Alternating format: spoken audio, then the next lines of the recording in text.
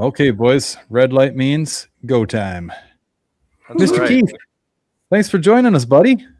Thanks for having me there, guys. If I can just talk time, you'll say. Buddy, well, as you were asking me how my day was, I thought, shit, we better hit record because, yeah, I mean, this is probably all good intel. I'm trying to learn to wear a bit of another hat over the last couple days. I'm playing electrician. For home or car? That's the thing, right? So, like, anything DC, throw it on me. You know what I mean? Like, I'm licking my fingers and getting in there. AC, whole nother animal. Well, it is, but it isn't. You know, Same like, way. right. So, having never done something like this, and we all know electricity is the silent killer. You know, you don't see it, you don't whatever. And I mean, it's lightning fast. And I mean, I've opened breaker panels before and you see like 200 amp breaker main switch. You're like, whew, that would hurt, right? Because we've all nuked a 1/2-inch wrench off the positive and negative at the same time and almost caught it in the face. Like, we've all done this type of shit. All the time. Right. And that's a heck of a lot less than 200 AC amps coming at you, right? I mean, this stuff literally turns you into a marshmallow. So It's the amps that kill you, not the volts.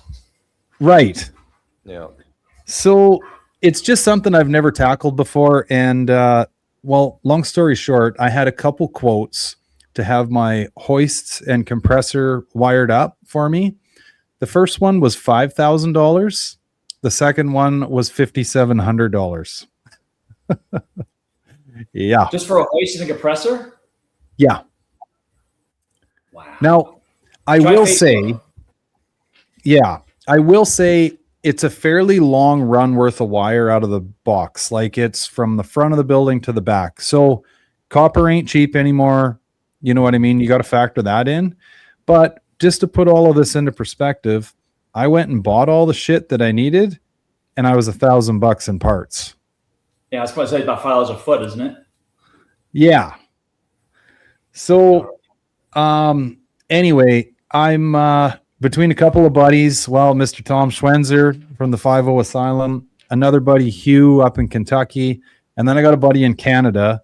3 pros, all like answering dipshit questions from me on like, does it matter which one the white and the black go into? You know, like stupid shit. I have one guy that's my go-to guy Right. for electrician. For like, you know, if I'm doing something myself, I need to call him up. Hey, you know, what's going on with this? He'll walk me through it typically. Yeah. 3-way switches, though, on the other hand, leave me away from 3-way switches. They just. Yeah. I'm a bit of an overthinker when it comes to that stuff too. So anyway, it's one of those things, I guess, like anything, right? 3-way switch, I took back to get, and got me. Keith, what's going on with your internet in Waco?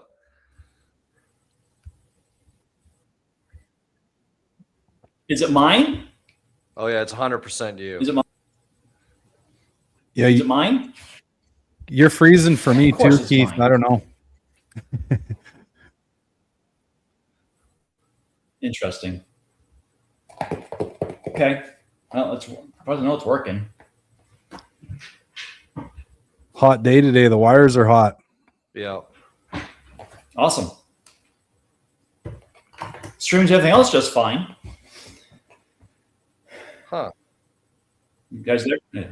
Let's try it. If I have to, I'll move to another room. Shit. Well, we missed your router. story there on 3-way switches. Oh, I said, well, I was working on a 3-way switch one time, and I even took pictures of it, so I knew how it went, and I still fucked it up. And it was just a matter of, you know, it took me about like a half a day to figure out how it went to get both switches to work properly. You know, so yeah, home wiring, I'm good. I don't mess with it unless it's really simple. Changing outlets after you paint the wall or something, that's one thing. But Yeah. Or if it's one of my cars, they're turning out to be just. Your cars are freaking cursed. I don't get your cars at all. I get cars in here all the time, no problem. Get Chris's in here, issue after issue after issue. I'm like, what is going on? Yeah. Well, I think it's probably one of those things, right? Like, what do they call that? Murphy's Law. If you think it's going to go wrong, it will go wrong, or you jinx yourself, right? Yeah. And like the silver car, like you told you, I was just, we don't know what happened with that one. That was just weird. Like it would have been. Turn on lead was hooked up and amp was coming on, it had no sound. I'm like, well, that doesn't make any sense. Yeah. Right. Yeah. Would have been a lot easier if it hadn't have worked before it got there, then things would have made more sense, because the solution, as the long or short version of the story, is there's actually 2 remote wires on the amplifier, and one triggers Bluetooth connectivity if you're going to stream Bluetooth directly to the amp, and the other remote wire that's hidden in a high level input harness, that one activates your RCA inputs, your high level inputs. So we don't know how it ever worked before. Somehow, maybe it was a sequence, maybe just some weird random luck. But, well, Gary, you saw me fighting with it, and I got the Bluetooth to work in Tennessee. And, Keith is sending me messages like, oh, there's an amplifier for sale in Kentucky. Like, overnight it, and you'll have it in time for the show type deal. And, I finally got it sorted out like last week. Just one of those things, you sleep on it and you Google the right search terms, and then you find a forum of hundreds of people that have had the exact same issue, and they're like, remote wire. There's nothing in it. I even looked at the owner's manual. There's nothing in there about it. I've done car stereo since high school, so I'm an old fart. So that's going on 30 years now. I've never seen that before. Yeah. But it's just I've never seen with 2 remote turn-ons in the first place. So it's like, what if you didn't have that plug? I mean, that's just kind of, I don't know, it's weird. But it's working. I haven't even heard it yet. Well, I'll say this. It's, speaking of being like an old school audio guy, like, you knew you were putting a CD in, or you knew you were putting a mini disc in, or you were like USB with some MP3s, and you knew you had them at a 320 bit rate and not like a shitty 128. Like, you knew what your input was into your head unit. And now it's like, I've got this head unit that's like the head unit of head units. It can apparently, in terms of Bluetooth streaming, which Bluetooth is an absolute shit technology, I don't care what anyone says. Apparently it's like the highest end of Bluetooth streaming in terms of being able to get the sound quality. So you've got 1,000,010 fucking settings in the deck, but you got 1,000,010 settings on your phone. So if you go into your Spotify and say, oh, like, do you download your tracks at low quality for offline, or are they mid quality, high quality, extra, streaming quality? Is your Bluetooth output at low, normal, or high? And if you have it set to high, it could affect the quality going out. And so it's like, you get all these things. So then you're there trying to tune your amplifier, which you've already, so now it's like compounding setting on top of setting on top of setting. And you're like, okay, where was the high pass filter versus the low pass filter? Is the amp taking care of it? Is the deck taking care of it? Is the app for the fucking head unit taking care of it? Which one of these things is actually setting the frequency, the bass boost, or this or that? And of course, it's like, you got passive crossovers that are in line mixed with electronic crossover that's on the amplifier. Like, I shit you not, Keith, I know I told you I dialed it in the other night. I just spent another hour on it tonight because I noticed my Bluetooth volume was off, because that's the other thing, right? So it's like just those few things mess everything up it's like adjusting your exhaust 1/8 of an inch off the collector, and then your tailpipe's off 6 inches in the back. Like, that's literally, somebody needs an analogy here. Wild. Yeah, I remember one time I did a stereo for Steve Turner back in the day, the long-haired bandit, back when he was over at 5.0, and it was his Project Vapor Trail, and I flew to Florida to put the stereo in, and I'm tuning the damn thing. I'm like, why does it sound like shit? Because I'm playing with an iPod. So I'm like, damn it, just give me a CD. And it's like, oh, there it is. There's the bass, just the MP3 compresses it so much that it's just sound quality is not there.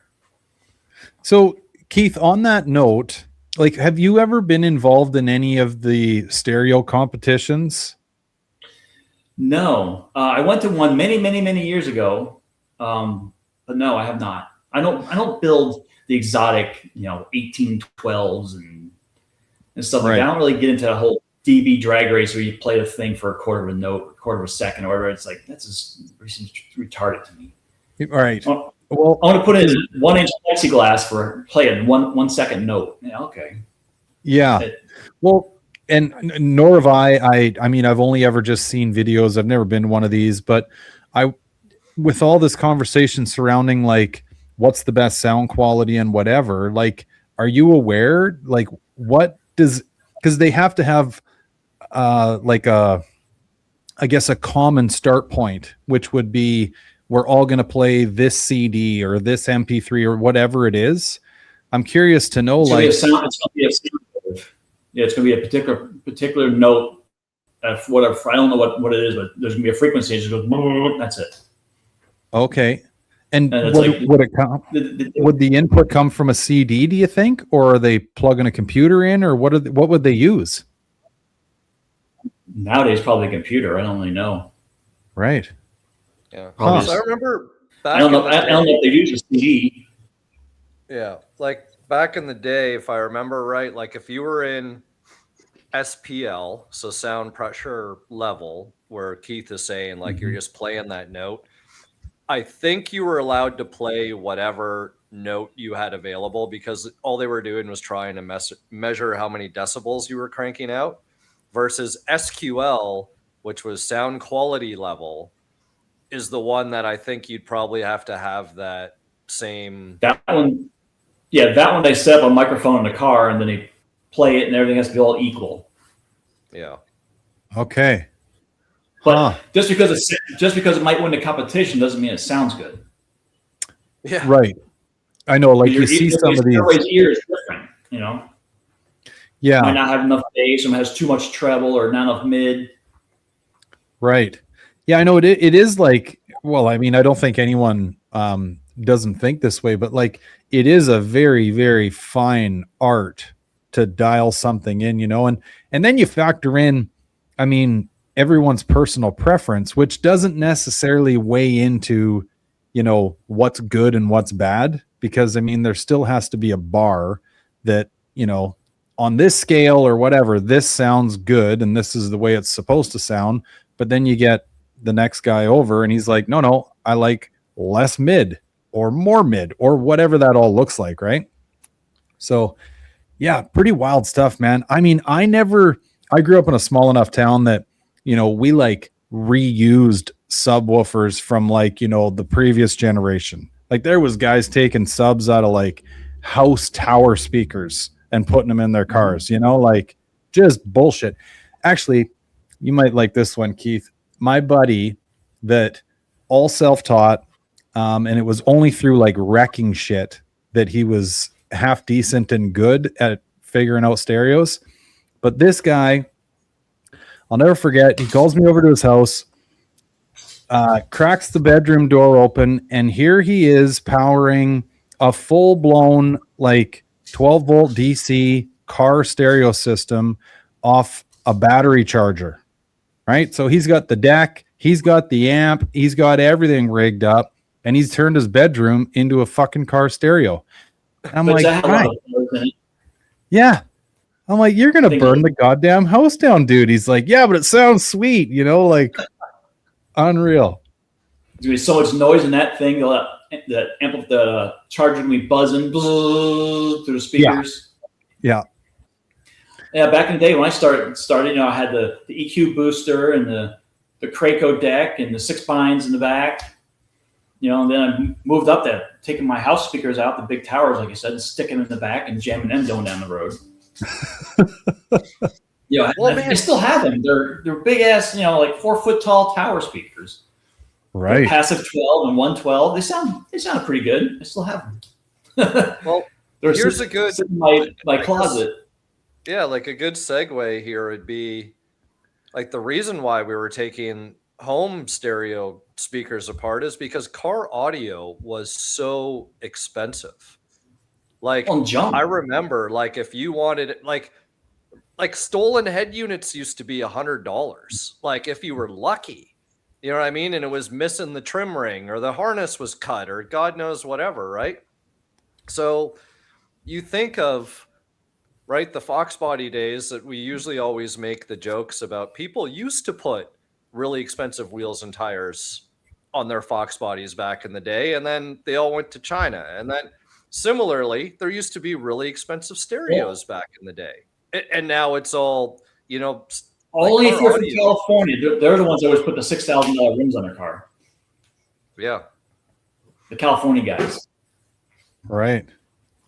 But yeah, it's, go ahead, finish your story. I was just going to say, like, what's your take on it? Because it sounds like, you know, I mean, maybe you can give us some backstory and what got you into it, because you're still doing it today, which is a rarity in many regards. But like, for all us, you know, who grew up with that, we might not want to win SPL competitions, but we sure as shit want to have a nice sounding stereo in our cars. So maybe that's where I come in. You know, I try to make the stuff look good and sound good at the same time, which can be a fine line sometimes. But if you keep it simple, stupid, it's always a good motto. You know, 110 and an amplifier, or 2 10s and an amplifier, 2 12s, whatever, and you can't go wrong. It's good for most people, because most people don't want that exotic sound or whatever. They just want something extra, you know. Or a lot of people like to go to car shows and they want to have that extra attention to them. So it started out for me as high school days. My buddy I was going to high school with, he was into car stereos. He was building stuff. He was stealing them, you know, the whole 9 yards. And my first system, probably 95% of it was stolen. You know, instead of I had a Pinto hatchback, believe it or not, and took the back seat out. Actually, before that, I put a box behind the seat, 2 8s, ported box, a couple of Alpine amplifiers. First attempt at making a box, he helped me. Turned out pretty good. But everybody says, what do you got in there, 12s? I'm like, no, there's some little tiny 8s. It pounded. Good old hatchbacks, man. They just pound. Yeah. And then just kind of went from there. And then my neighbor was another kid I went to school with. And he saw my stereo. Can you make me something? I don't know. I can try. What do you need? And then just kind of went from there. Then my buddy went to high school with. He wanted a set of build outs back in the day. There was, you know, the speaker pods for the door, and I had a tweet and a 4 and a 6. It was all, you know, fiberglass. I had no idea what the hell I was doing. I used to hang out at this stereo shop once in a while called The Specialists. And I'd kind of go in there, pick their brain, watch them a little bit. Oh, yeah, we just use wood and Bondo and shape it. I'm like, all right, give it a try. So, yeah, I'm all self-taught. Everything you see on my pictures and stuff, no one taught me how to do anything. I used a tool. That was all me. Wild. So I had to figure it out on my own. Yeah, that's awesome. No. I mean that I don't know as much as I should, but I don't need to. I kind of just stuck in my lane and stayed there. Right. I don't. Yeah, because I mean, you can. Sorry, buddy, I keep cutting you off there, but I was going to say, like, that's super cool because, well, for a lot of us that were into this back in the day, we didn't have the exotic tools. We didn't have the exotic shop to work out of. I mean, it was, you know, skill saw at best. And it was probably some old Black & Decker that, you know, your great grandpa handed down to you, and cord was ripped up. And so, and then you're trying to make these, like, you know, cuts and get all fancy with stuff. And then maybe you knew somebody that had a jigsaw, you know, and you could get real fancy with things. But I mean, it's there's such an art to it all. And I mean, then you get into the whole, like, okay, sure, you can build this speaker box for 2 8-inch subs, but are the subs designed for that size of square footage, and, you know, your overall volume of the box, and is it ported? Is it sealed? I mean, it's a real science. And I love the fact that you sound a lot like my buddy. It was just like, yeah, we're going to give this a go. And if it blows up on us, we're going to try something else.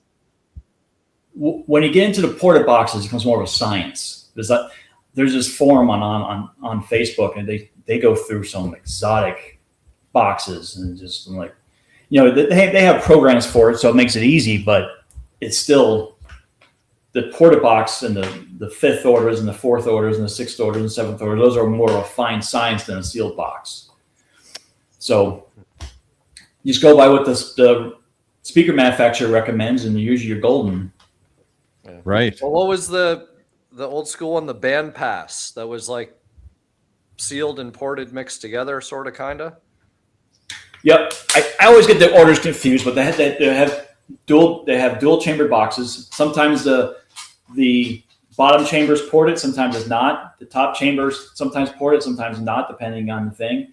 Sometimes the bottom one's ported to the top one, and then the top one's ported out. Sometimes they're both ported out. It's just, there's all kinds of box designs, and they call them transmissional links, and all. It's like, it's above me. I mean, Right. I stick with the sealed usually, or just a simple ported box, and it's just real hard to make a ported box typically on the ones I do, because they're so odd shaped boxes. They're not, I don't build rectangular boxes. My boxes are all either contoured to the space where the back seat used to be, underneath the delete kit, or in a spare tire well, so it's rounded, and it's just, it's got a box with another box on top of it to get the depth of the speaker in there. It's difficult to put a port in there. It can be done, but it's just too much of a headache. Most people don't care. They just want the sound. And even Chris will tell you, the sealed sounds much better than the ported does. Yeah. Right. I mean, your yellow car is going to hit a hell of a lot harder than your other one, but it's probably going to sound better. Yeah. Dude. And plus, go ahead. I was thinking the whole band pass thing, if I've got this memory correct, was the band pass box was typically like sub behind some sort of plexiglass. Could be. Yep. Right. And then because the sub was always hidden, so like you wanted to see it because it was all about show. So normally you had plexi showing it off. Yeah. Okay. Right. It depends on how much the customer had. Yeah. Mm-hmm. It's been years since I thought about all this shit, but yeah, these were all like common terms that a guy could rattle off the top of his head, 20 years ago when all this stuff was popular. All right, Gary, here's a quiz for you if you remember back in the day. If you have a sub that's 100 watts RMS, what's the peak value? Wasn't it times 4? No. I'm trying to think of it myself, because I want to say it's like I want to say, I could be wrong, Keith. I don't know if you know. I want to say like 60. I never heard this formula. I think RMS is 67% of the peak. Really?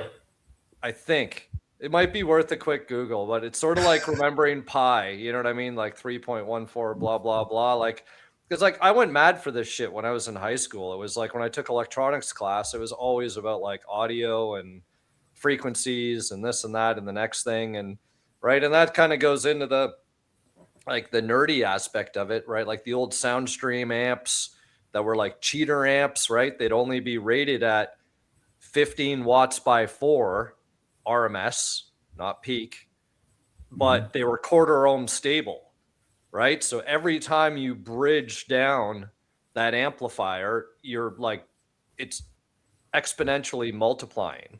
Yep. Right. So you got that 6 ohm speaker, you take 2 6 DVCs, dual voice coils, and you put them all in parallel versus series. All of a sudden you got 1,000 watts out of this 15 watt amplifier. Right. Yep. And then you win the stereo competition and go home. Yeah. Fuck, it's been a long time since I thought about kind of like the Frying Orions back today. Yeah. Kind of like the Frying Orion amplifiers, I used to call them, was HCCA amps. They were good for that half ohm stuff. Yeah, I remember like that Da Vinci and the Tarantula, like all these crazy name shit. And I think the Da Vinci was gold plated or some, like, just, it was crazy what they built back then. Yeah. Phoenix Gold. Yeah. Oh, yeah. Yeah. Me being from Arizona, there was a lot of places up in Phoenix that were, MTX was up there, Rockford Fosgate was up there, Phoenix Gold was up there, I think Lanzar was up there. So that was like a hub for a lot of the made in America stuff. So I wonder who is still like the same. Like is Alpine, like I feel like MB Court's been sold off, and like a lot, like Rockford's probably sold, like, or rebranded or absorbed, you know? I don't know about. I think Foxbodies has bought out other brands along the way, so I think they're still okay. But I know JL just got bought out by Garmin. No shit. Yeah, so people are worried about their quality now. I mean, I've never been a big JL fan until lately. I mean, I've done a lot of lately over the last couple of years. I've done a lot of JL, and they're pretty nice. I just think you just have to have that budget for it. You know, they're very pricey. I don't know if they're worth the extra money, but I know the Pioneer makes decent stuff and it's less money. So I usually and it's pretty small stuff too, same as the JL. So I usually kind of steer people in that direction unless they have a bigger budget. I think it's sort of like maybe only the guys that got like like a new car brand deal almost, like, because I remember like Infinity went into some Dodges, Clarion was a big one, I think, to go into like Hyundais and shit like that. Sony and Fords. Sony went into Ford. You know, so I think like that probably kept some of these guys alive in some respects, because like that'd be a massive contract. But at the same time, you know, they started putting, I don't want to say really good, but like, you know, decent sounding stuff, you know, from factory. And it just sort of like, oh, well, why do I need subs and an amp now? You know, like it sort of just went to, oh, let me hook get a sub in the back just to kind of like even out the sound. And then, but like, it just gets better. It's gotten progressively better, I feel. And it just makes it hard now because everything's integrated into the head unit. You know, you don't even have a head unit anymore. It's a screen. Remember back in the day when I first started, that was the Chevy, that stupid ugly ass Monte Carlo, like the 2002 Monte Carlos. Had the door chimes going through the stereo, and it's like, why? But yeah, they were kind of ones that started all that, right? Like if you took the stereo out, you wouldn't be able to start the car. I feel like there was a couple vehicles that did weird shit like that too. Yep, there were some of them that did that because you know the key sponder went through it. Right. You know, went through the body control module through the stereo, and it's like then you're just screwed. Yeah, that's crazy. So what are people doing now, Keith? I guess there's probably ways to like, I don't know, do like high output or high what's the where you're, rather than going RCA, you come in with speaker wire, high level input. Is that how people are like putting stereos in like newer cars? Yes, it is. Hey, yep. There's what the heck they call it? They call them DSPs, but it's not really a DSP. But they make a module that allows you to do that, and it'll interface with most different cars. Like sometimes you have to buy a certain module for a certain car. Maestro is one. Right, and then it's all integrated into the steering wheel controls. I mean, it just gets convoluted fast, right? They make modules for that. Yeah. Okay. Huh. So, and you just kind of backed yourself into this, and then, so what? Like have you done anything else other than stereos as far as professions are concerned? Oh yeah, everything. I've done Circle K, your convenience stores, your AutoZone.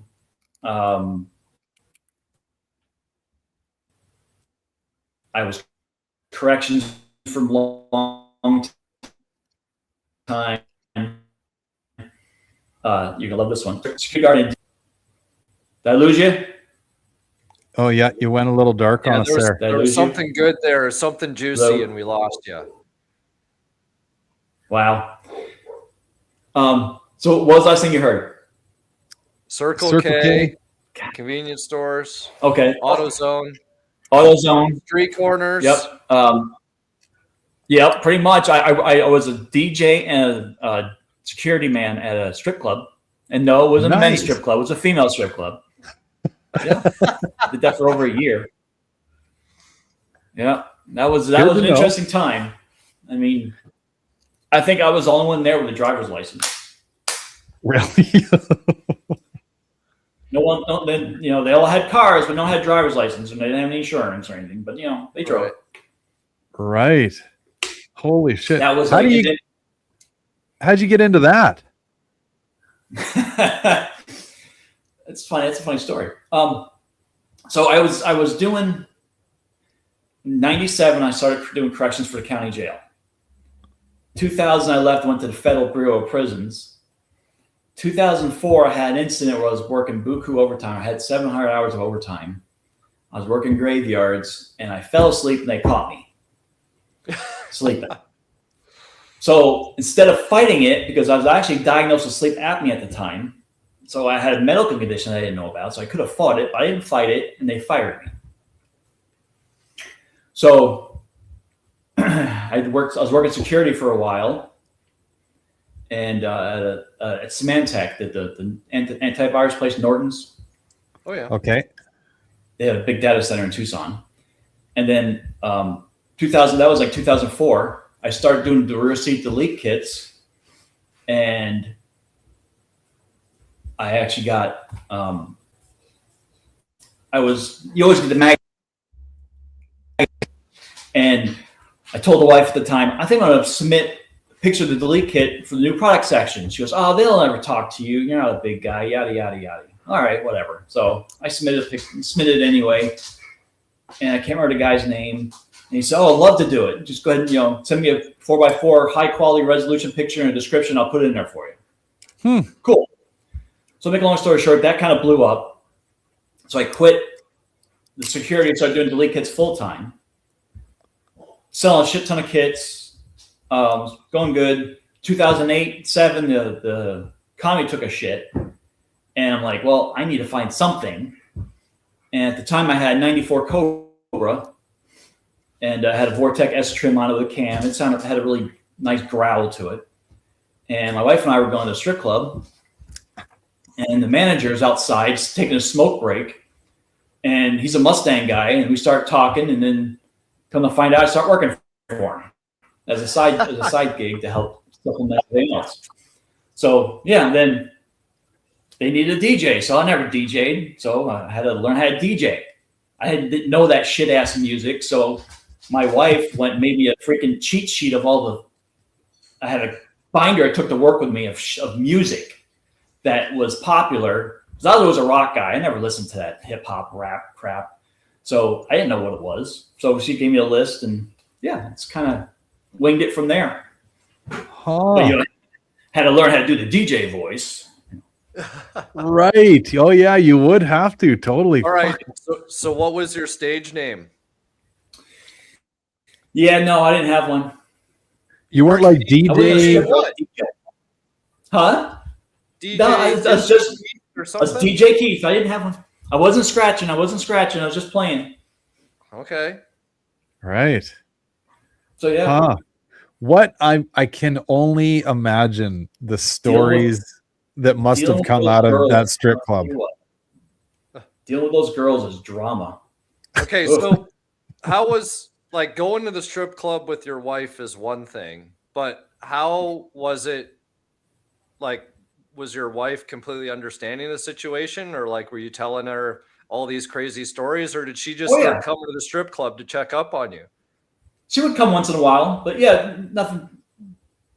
Yeah, I told a lot of stories.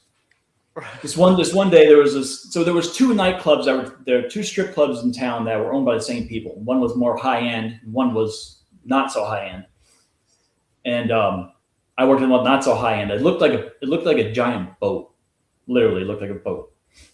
And it was called Raiders Reef. And everybody called it the boat. Or there was an Air Force base right across the street, and they used to call it the tuna canoe. So they would come for lunch and get their fur burger, and then go back to the base. So, oh fuck! Yeah, it was. So there was this one night I'm working, and there was this fine ass chick that was from the other club working there. Her and her friend Mackenzie, and I can't remember her name, but they were probably the nicest ones there for sure. And they were kind of being annoying all night long. And so we're supposed to do what they call like a round on the floor, just make sure everybody's not, doing nothing, doing nothing they're not supposed to be doing. And she freaking jumps up on me and she bites me in the shoulder, like right here, right at the shoulder. I'm like, what the fuck are you doing? Right? So, strip club, then you had to wear your black pants, nice dress pants, and the white shirt with the black vest and the bow tie. Right? Of course. Yep. So, it's like 3 o'clock. I go home, I go to bed, and next morning I'm sitting on the toilet, drop my kids off at the pool. And the wife comes out and goes, "What the fuck is that mark on your chest?" Oh, shit. Fucking bitch left a mark. I was like, holy shit. Well, that's I got a story for you. But yeah, that was interesting times at that place. And then right after that, I get a job going back to corrections again. And I see the same fucking clientele. Of course you would. Same customers I had at the strip club, same customers I had in jail. And then for the longest time, I was probably at the jail probably 2 years. And I walk into a housing unit. "Hey, weren't you the one who was a DJ at the strip club?" Oh, shit. Still. Yeah, that was me. Holy shit. I couldn't get over that thing for like 2 years. Damn. So yeah, I mean, you're literally just. I was only working there a year for that. Yeah, you're literally just on the other side of the bars. Like no matter what you did, you were DJing and babysitting these doughheads, or you were the correctional officer and they were on the other side of the bars. Unbelievable, Keith. Holy shit. It's just, yeah. I always try to get on a straight and narrow, and I always try to get into a career so I can have some type of retirement. And for whatever reason, something's happened along the way that I'm unable to do that. Right. Because I had that, and then went back into corrections. I was there 11 years. COVID comes along, and then they mandated the shot, and I'm like, no, I ain't getting that. You can go pound it. I'm not doing it. Yeah. So I got fired from that after almost 11 years, and Right. I'm like, no, I'm not doing it. So here I am. And I said, fuck it, I'm moving to Texas. Oh, interesting. Well, I haven't heard somebody talk about that whole side of things in a long time. But I know, in Canada, it ran rampant. I mean, they were firing nurses. So, you went from like the cock of the walk, saving everybody's lives and doing everything, to all of a sudden you're the black sheep, and it's like, oh, you don't want to take this experimental shot? Beat it. Yep. Unreal. And then, the sheriff I worked for, "Oh, you better get the shot, otherwise you're a murderer." Fuck you. Go pound sand. I'm like, What a time that was. Yeah. It's I know it's definitely left a lot of bad taste in people's mouths, and I know in Canada there's still some repercussions surrounding it, because I don't know if those folks, say for example the nurses, have been welcomed back yet, even all this time passed. Yeah, it's like a lot of my coworkers that got fired with me. I'd already moved by then, but they got their jobs back. Oh. But I was never offered a job back.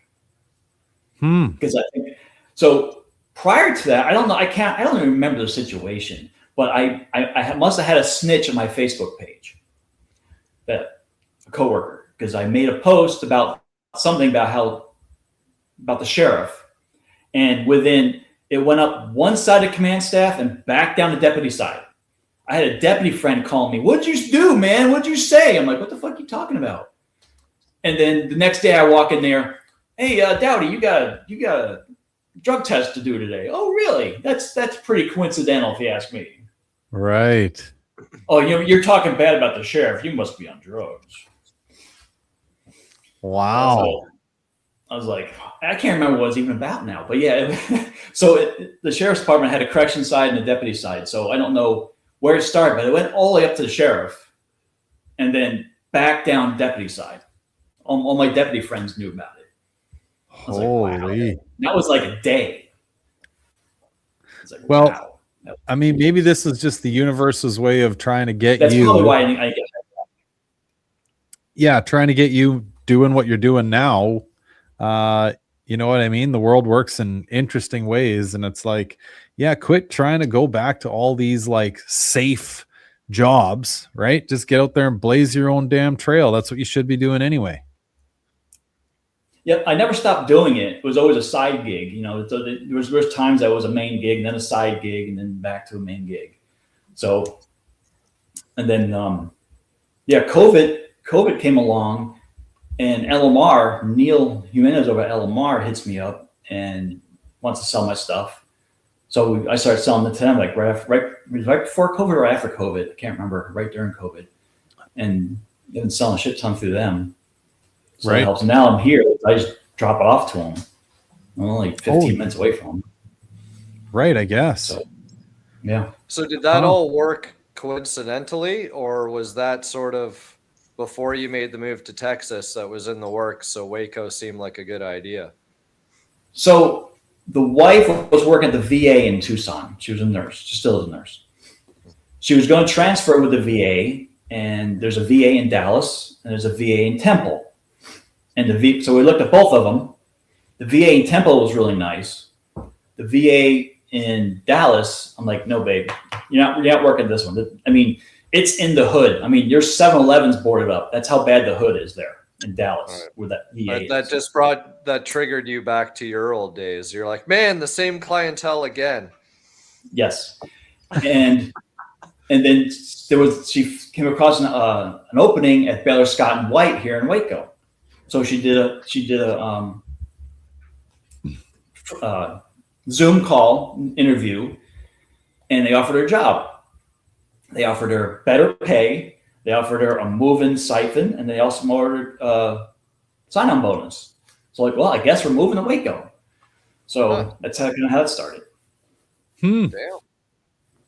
Wow. So we like it. We like it here. It's small. You know, it's not, and we're, hour 20 minutes from Austin and an hour 20 minutes from Dallas. So it's kind of catch 20. We're right in the middle of that triangle. So everything's the same direction. We didn't like the Dallas traffic, that's for sure, and Austin traffic. Yeah. So Keith, were you born and raised in the Phoenix area? No, I was born and raised in New York. Oh, so how long were you in New York, and then at what age did you go out to Arizona? So when I was 12, my parents got sick and tired of the snow, and they wanted to transfer someplace warm. And they were with IBM at the time, and they transferred with IBM to the Tucson IBM. Okay. So there I went. I was a honey guess what kid. My parents were almost 40 when I was born. My closest brother was 9 years older than me. So they all stayed back in New York, and it was the three of us that moved out to Tucson. Okay. Wow. Yep. And then I was in Tucson for 40 years and moved out to Texas. Right. Okay, so the Texas thing is relatively new. Like, what year did you move to Waco? 22. 22. Okay. May-ish. So all the correctional officer stuff, security related, whatever, that was all back in Tucson. Yep. Okay, interesting. Because and the people of a city, well, it depends on how bad the city is. But the people of the city have no idea what's happening in their city. When you work at the jail, I was working the intake unit for the last 2 years I was there. That's where the cops bring them in fresh off the street, and then you deal with them, get them dressed out and whatever. And they have no idea what's happening in their city. Not a clue. Right. The charges I saw, the stories I've read on the police reports, horrendous. It's just Tucson got really bad, and it's still really bad, and it's getting worse. Wow. And we my wife and I, Amber, we're just like, we fucking Tucson's just awful. It's a shithole. And we're talking about, well, once we retire, we'll just get the hell out of this place. And my mom's now currently 93. And still hanging in there. And it was like, oh, I was kind of waiting on things with that too, because I didn't want to leave her. She didn't want to move. And I said, fuck it. I had my good friend that he was going to keep my eye on my mom and help her out and stuff like that. And we moved. And then like, I don't know, 6 months later, she convinced herself that she needed to move, and she's out here now. Oh, cool. So, yeah. So it helped, but yeah, that's another story for another day. But yeah, that's she's 93 and she's hanging in there, but it's just hard.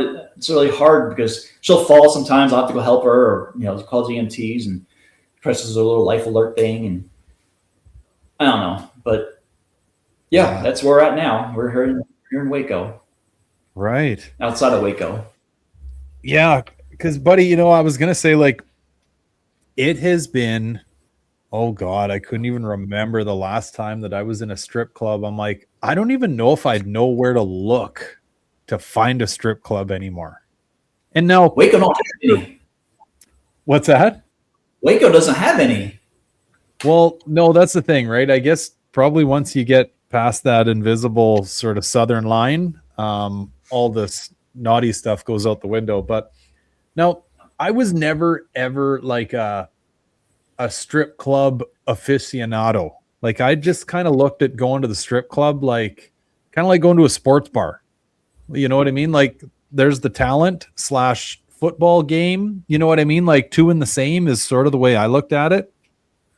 But I had buddies that, I mean, they were on Sniffer's Row the whole time, right? Like, they were putting the money down, and I know, like, it's just such a wild world. And maybe I'm too much of a thinker to, like, I don't know, really go in there in places like that and enjoy myself. Cause I'm just sitting there going like, how did this unfold for you? You know what I mean? Like, you're a stunning gal, and you probably got a half decent personality. Like, was it daddy issues? Like, where did the fucking bus or the train fall off the rails?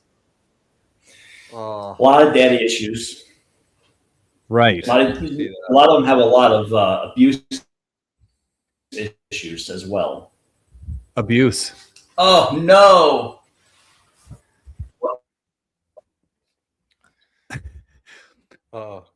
What is this? I lost you guys. Can you hear me? Yeah. Yeah, we can hear you. There we are. Actually, still there? Yep. Yep. Hello? Uh-oh. Can you hear me? I can hear you now. All of a sudden you went away and I had a thing, allow this app to make change. I'm like, what the hell? Yeah, there's a lot of trauma, daddy issues, abuse. Right. Man, I still remember I was probably, I don't know, young 20s. And it's when I was living in Florida with a good friend of mine, and we were restoring his dad's Porsche for him. And this is before I started working for Lewis. And so my buddy was one of those guys that always wanted to go to the fucking titty club. And I'd tell him, and like his dad would just hand him money and stuff. So like it wasn't a bad scenario to be down there. But I said, I'm like, man, here's my rule. You want to go to the strip club? I don't care, but I'm not paying. Oh, no problem. Whatever. Dad just gave me a couple $100. We'll be fine. And I just carried out that rule my whole life. Cause like we all have those friends that, especially if you're traveling or, you end up in Vegas. And actually there, Gary, you could have hit a titty club or two when you're in Vegas, last month. And yeah, so I just always just carried forward that rule. And then everybody knew that, if you want me to go with you, I'm not paying. And it was much more enjoyable that way, I must say, because you have to drink while you're there. And I'm not paying for the drinks, so yeah, I kind of had a decent time with my own principles. So if anybody needs some help, go with that rule. Just tell your buds you won't pay. I was a cheap date. I don't really drink. So, even, I'd buy soda, but half the time the soda was more than a beer. It's like, really? Yeah. I was always a DD, Yeah. Lucky me, I get to deal with your drunk ass. Well, totally, right? Some of them have good food though. That's like the weird thing, because usually they'll like Steak sandwich. Yeah, like come in for the food, and like the dancers are just kind of like an added bonus. So yeah, no, there's been Correct. I used to go to lunch a lot with my buddy. Yeah. And they're always cheap. They're always a couple bucks for a burger and fries. Yeah. Yeah. There was one place called Tens, and they had a free buffet. Holy shit. Yeah. I don't know if I could do a buffet in a strip club, man. There's just something like I couldn't touch the serving spoons. I just yeah. And then the one strip club I worked at, they on Fridays and Saturdays they had a taco bar of all things at like midnight. Of course you would. But it wasn't fish, so it was that. Right. It was beef taco. Yeah. oh. Yeah, I know that the strip club thing was always an interesting one for me because I like I said, a whole bunch of buddies that used to want to go all the time, and I'm like, why don't we go to the actual club where we can like potentially meet some girls that want to like party after? Because none of these birds want to party. Well, maybe they do, but we probably don't have the right stuff in our pockets, boys, if you know what I mean. So let's go somewhere where we can just get some chicks drunk and hopefully make some bad decisions with them. Or it depends on how big your schlong is too. When they're grinding on you, they feel it. Right. Well, Yeah. You know what though? I think there's something because some people are wired differently in that regard, right? Because it's sort of like if you go to the strip club, it's a sure thing you're going to see some tits and ass, and like maybe I don't know if you pay and go in a back room. I don't know if you're depending where you are and where you go. Florida sucked because they had nipple tape and shit, so it's like you're just watching chicks dance like in a skimpy bikini, if anything. You know what I mean? I don't know if that's changed, but but that's sort of the mentality. Yeah, so it's like at least I'm going to get to see something where you can go to the the traditional club and it's sort of like the same girls or whatever, you get shot down and then nothing happens. And you know what I mean? So like some people just are like, fuck it. I'll just spend, I know I'm not going to get to go all the way again, depending what happens behind curtains, but just path of least resistance, because I forget who it was that told me once. And it was like this was like they were generalizing, but they were like all girls are hookers because like you go on a date, you pay for the movies or what, like obviously it's not what you do now, but back in the day it was like you pay for the movies, you pay for the dinner, you pay for the whatever, the after thing. You're in a couple $100 or whatever it is, and you hope you get something. Yeah. Yep. And in most cases you didn't, you know what I mean? And it's just like, you might as well have gone to the titty club and at least seen something. Yeah. You might even get a Hummer out of it. You never know. I don't know. I'm trying to, Gary's really good at looking at stuff from the other angle. We were talking about this earlier. So I'm just throwing my coming around the back end. Yeah. Well, okay. And like, not to get too far into the weeds here, I think we already have, but like, I know that there's different classifications of strip clubs. Like what I was used to in Canada, I don't think is the norm everywhere in the United States. Like Canada was free for all. The gals are Buck Jones, like everything's coming off. Nothing's left in the imagination. The US come to Canada and be like, holy shit, this is like, this is a 10. Like, that's free for all. Yeah. They have fully nude ones down here, but they're usually no alcohol. They're usually like a juice bar type thing. Oh. But that was in Arizona. They had the fully nude ones were no alcohol. And then the other ones that served alcohol were at least a G-string. But there was no pasty. Hey, Gary, this goes in hand with your coffee bar. Well, yeah. So, Keith, have you seen Landman? Yes. Okay. So I can't remember if I told you, Chris, before Landman. I must have, right? Because you did. Because when I saw Landman, I'm like, holy fucking shit! Someone stole Gary's idea. Yeah. Okay, so there's these things. The only place I've seen them like en masse has been in like the Pacific Northwest of the United States. And it's these like corner of a Home Depot parking lot. They'll have like a little coffee stand. It will be like on the ground. Maybe it's on skids or something, but it looks like it's kind of built to be there. And it's just like it was in Landman, where cars on both sides, windows on both sides. And 9 times out of 10, they got a pretty decent cup of coffee. So my wife fell in love with these things, and she's always had it in the back of her head that she'd love to start one. And I'm just like, I don't know the mechanics of this. Like, do you cut a deal with Home Depot? That's probably hard because you got to talk to corporate, all the shit, right? But anyway, it stayed in my mind. And I thought to myself, man, you know what would be like the double-edged sword is if you could get good-looking broads with a personality, big titties, and like bikinis, and you were slinging coffee out of a little hut like that, right? And then fucking Landman comes along. I'm like, God damn it. Every time you have an idea, it's out there in the ether and somebody else is absorbing it.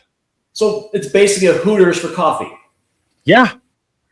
Well, and here's the thing, boys. And I know unless you hadn't thought of this, if you haven't, it's going to click for you right away.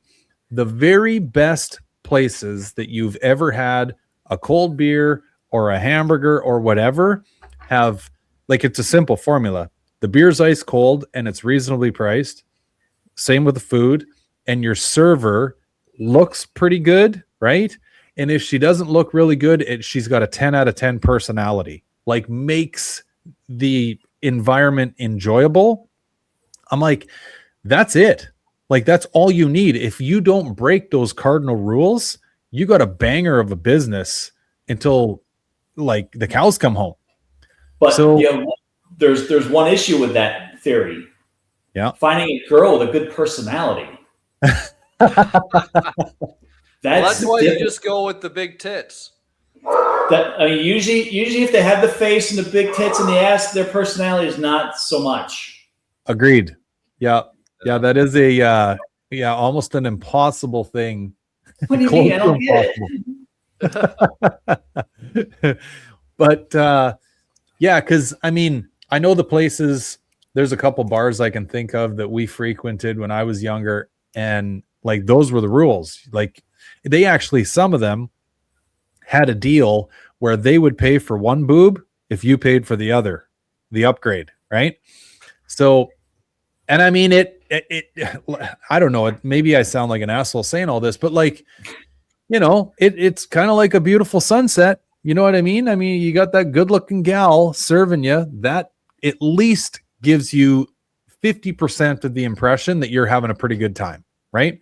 And then you round it out with real cold, reasonably priced drinks and good food, killing it. Like, that's the trifecta. Now, there's one more thing you can add to that. Yeah. Some nice ass cars. Yeah. Mm-hmm. Yeah, true. That'd be perfect. It's kind of like Barrett Jackson. You're going to go there and there's these nice ass cars. You got the expensive ass alcohol. You got the trophy wives to look at. Yeah. Yeah. Expensive ass food. You got the cars. There's that. Yeah. Okay. So there's a restaurant that I won't mention its name, but big, fairly decent sized chain up in Canada that the unspoken truth of that place was that they always hired based off of looks, right? It was probably like 90% looks, 10% can you remember the drink, right? For the 10-foot walk to the bar. So I had a buddy that was a manager there, and so I asked him, I said, dude, is there any truth to this whole like hiring standard thing? And he says, yeah, like, don't tell anybody, but 100% there is. I'm like, okay, so if you were like interview number 1, how would you let interview number 2 know that this bird passed the sniff test kind of thing, right? And he goes, real easy. And I'm going to draw this out and I'll show it to you guys on paper. So he goes, on the top of the page, if I wanted to pass her on to the next guy, I would write 110. Okay. And so the theory from the other side of the table is like, oh, I did good. I did like 110%. Okay. So you see my 110. Oh, maybe you can. Okay. Now hang on. One quick little change to 110. No. So guy number 2 knew if there was a 110 in there, you just drew the little diagonal, and that's a dead no. You're not hiring this gal. But 100%, they hired off the looks. Huh. Yeah. I mean, Hooters did that. There was a local bar here that was someone who was trying to sue him for that, and I don't know what happened with that. I think he made it sound like it was part of their hiring practice, and they made people sign, waivers and shit. So I don't know whatever happened with that. But there's not many restaurants that do that. Yeah, but I mean, the strip club does that. Oh, of course. Yeah, you're not coming in there like, you know what I mean? Not checking all the boxes. That's for sure. Yeah, because like Hooters is pretty much like most of them are closed now, right? I think they filed like bankruptcy. Most I saw one the other day. Where'd I go? I went to Houston. There's still ones on the way to Houston or in Houston. I think it was in College Station. There's still one in College Station, which I thought was kind of odd. Yeah, which, I mean, I can't help but think, I'm not saying this is the case, but I'm just kind of thinking out loud here. When you think about Hooters, okay, everybody knows the basic ingredients that makes Hooters, but then you combine that with like what's going on in the economy. I mean, like, what's a Hooters waitress making? They have to be getting paid more than minimum wage, but like at most 15, maybe like high teens plus tips. And then, you get the whole like persona of like who wants to really go, and how do you keep people coming in the door? And then all of a sudden your typically waiters and waitresses don't get paid. Sorry, Keith, go ahead. No, I keep losing you guys apparently. I don't know what I was going to say. Go ahead and finish your story. Yeah. So, like, regardless of all this, I could just be pull this all out of my ass. But I guess where I'm going with it is like, if you aren't paying people, decent enough money in the economy that we're living in, where the cost of living is gone up and everything else. I mean, I could see a place like Hooters losing its luster, and therefore, all of a sudden the staff goes from being like, a hard 7 out of 10 to like a soft 4. And now Hooters, other than the good wings, I mean, it's kind of lost everything that it had going for it. So, what do you do? Yeah. I wonder, like, I just did a quick Google and it says that it's a like financial and costs of food and inflation and all this stuff. And then it says that it's a dated restaurant. Restaurant. Yeah.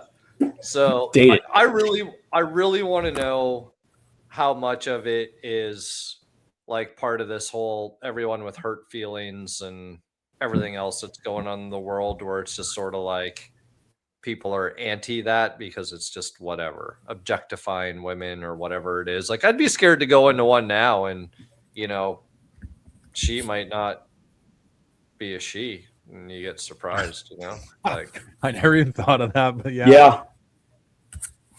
Like I can go to like you might be in Thailand. Yeah, I saw these two. Yeah, Bangkok. Now I moved to the room where my router is, and now the angle is awful. Right. What are you gonna do? All right, you guys still there? Yep. Yeah, I don't know if it's still there.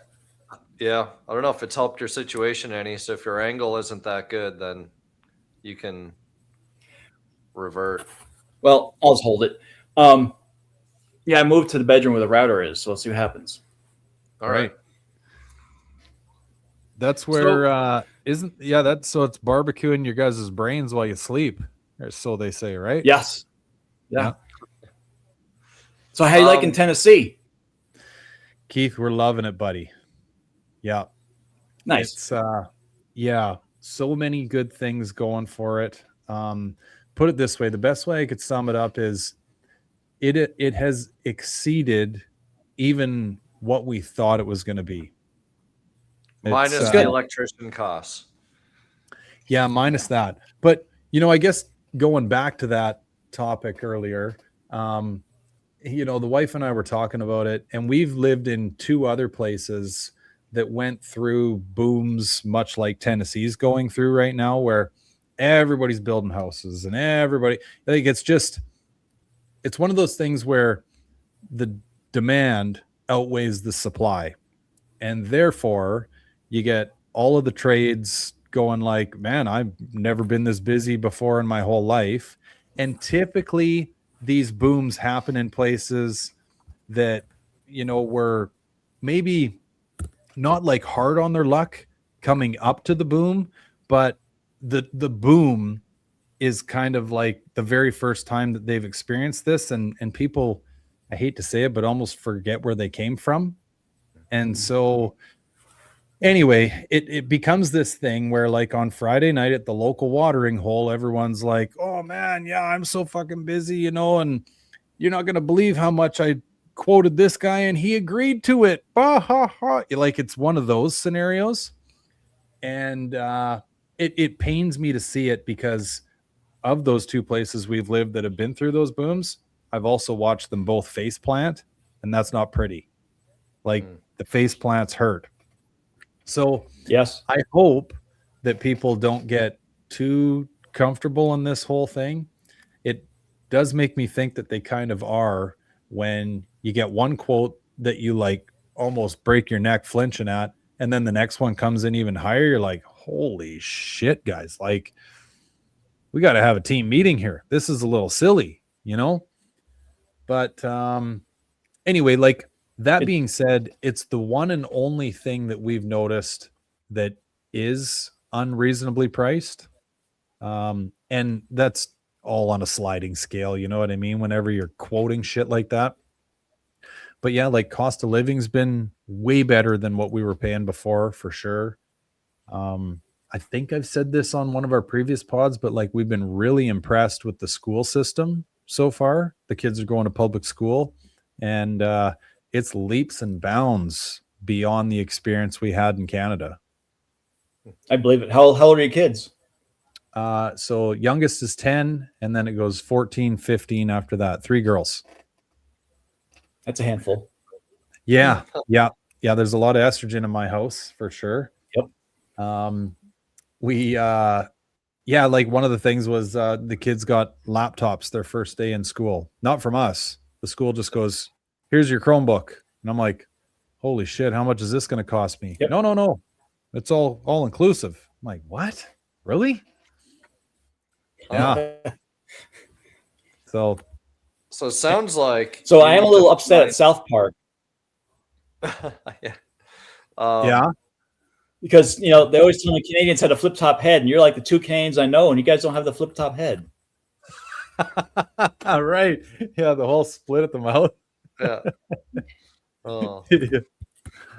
Yeah. Anyway, what were you saying, Chris? I'm sorry. Yeah, no, I was saying you need to find the electrician that has a Foxbody that needs work done. Right. Little tradesies. Yeah. Yeah, I'm keeping Chris busy working on my piece of shit, so there's that. Right. So I meant to ask Keith, are the lights, did she say they're anything different, like from Oracle for the cheese graters? No. I told her what we were doing, and she said, okay, $125. Okay. And I bought a set at a different price for my coupe. Right. Okay. Yeah, because I assume they'd be the same. The housings are the same on the inside, so I don't know why people would be wondering, like, oh, you can't do that in a GT lens. Yeah, I can't see why not. Yeah. Well, we'll find out. Yeah. Hey, Keith, so you want sorry, buddy, just the lenses for that, or you want the whole car? No, I can. Well, either way, we'll figure it out. There'll always be more to add.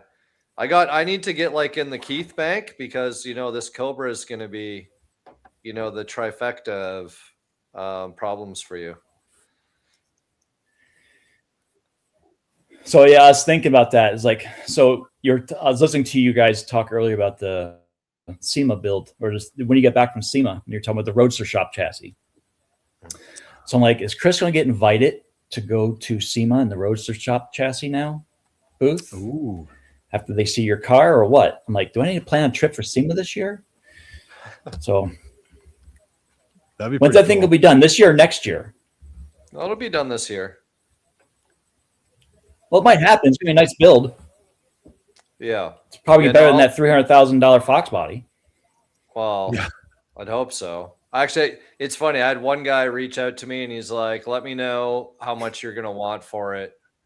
And I'm like, I need a yellow 458 Italia to replace it.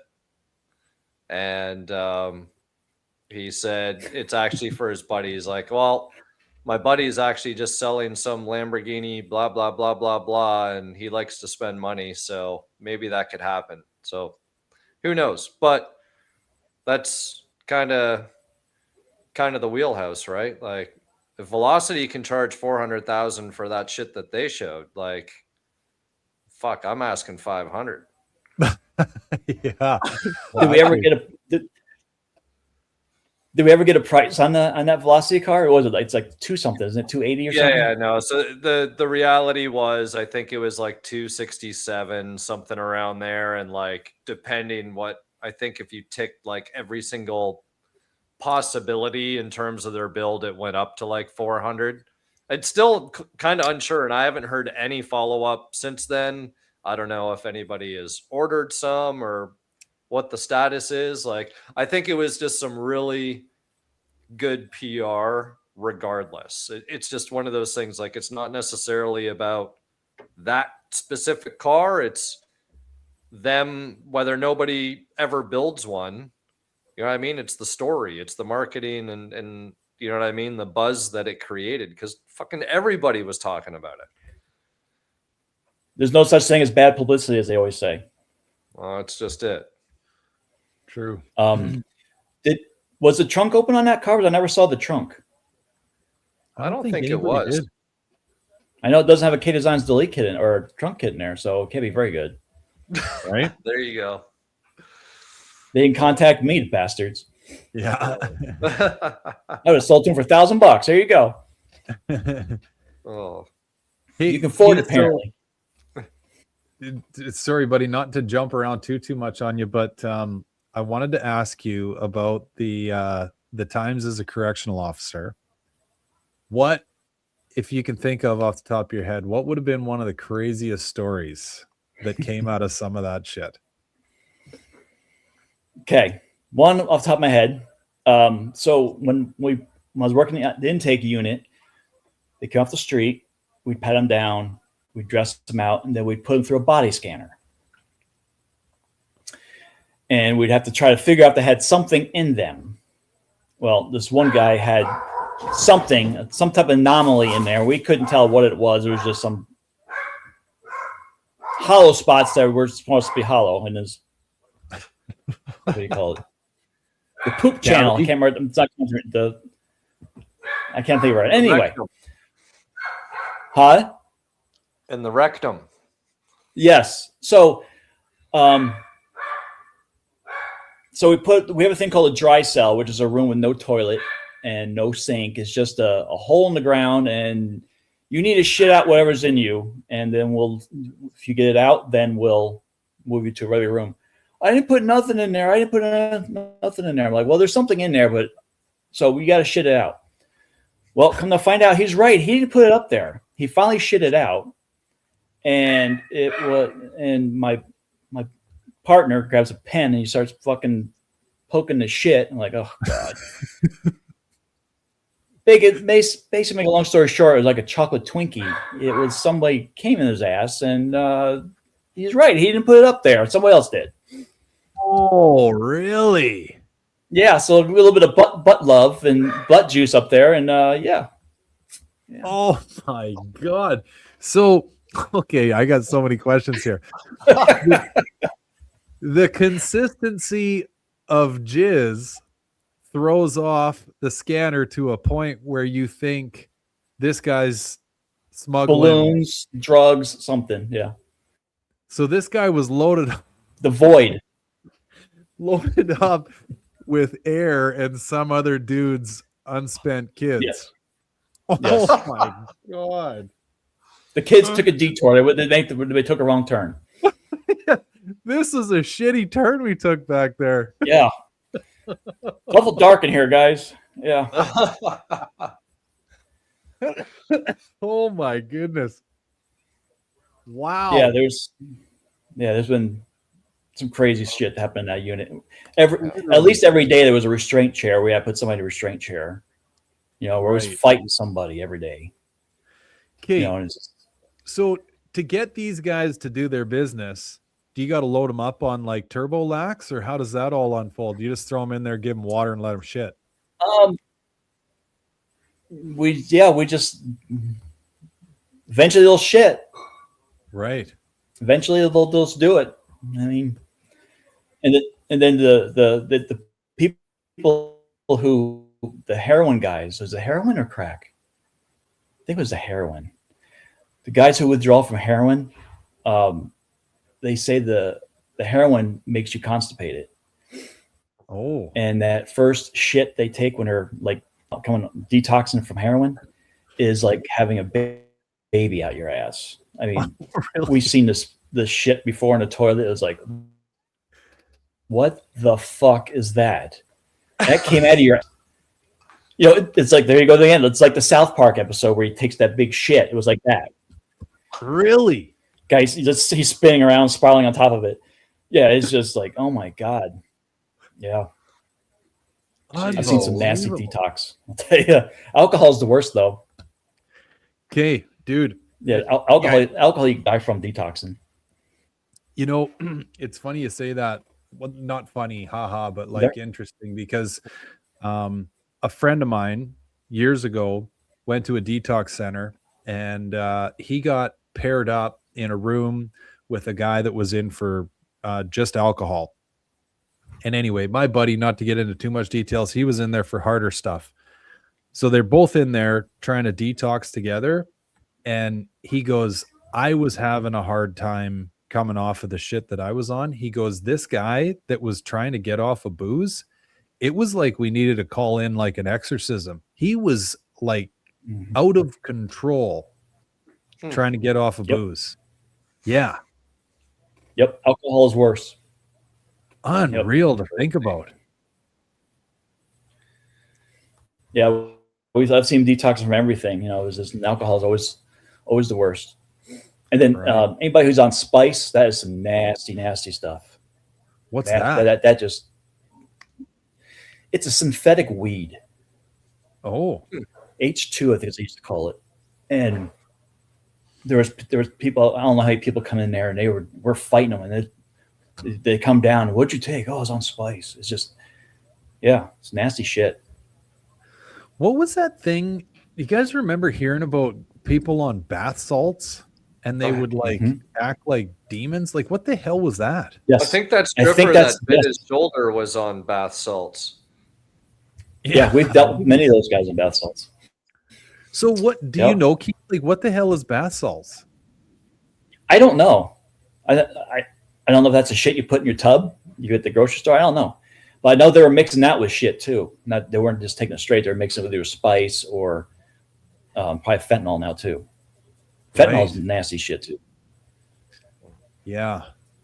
Yeah, I watched a show on this where it was, like they're actually interviewing the dealers that deal this stuff, but they've got their like voices muffled and their kind of faces blurry and stuff.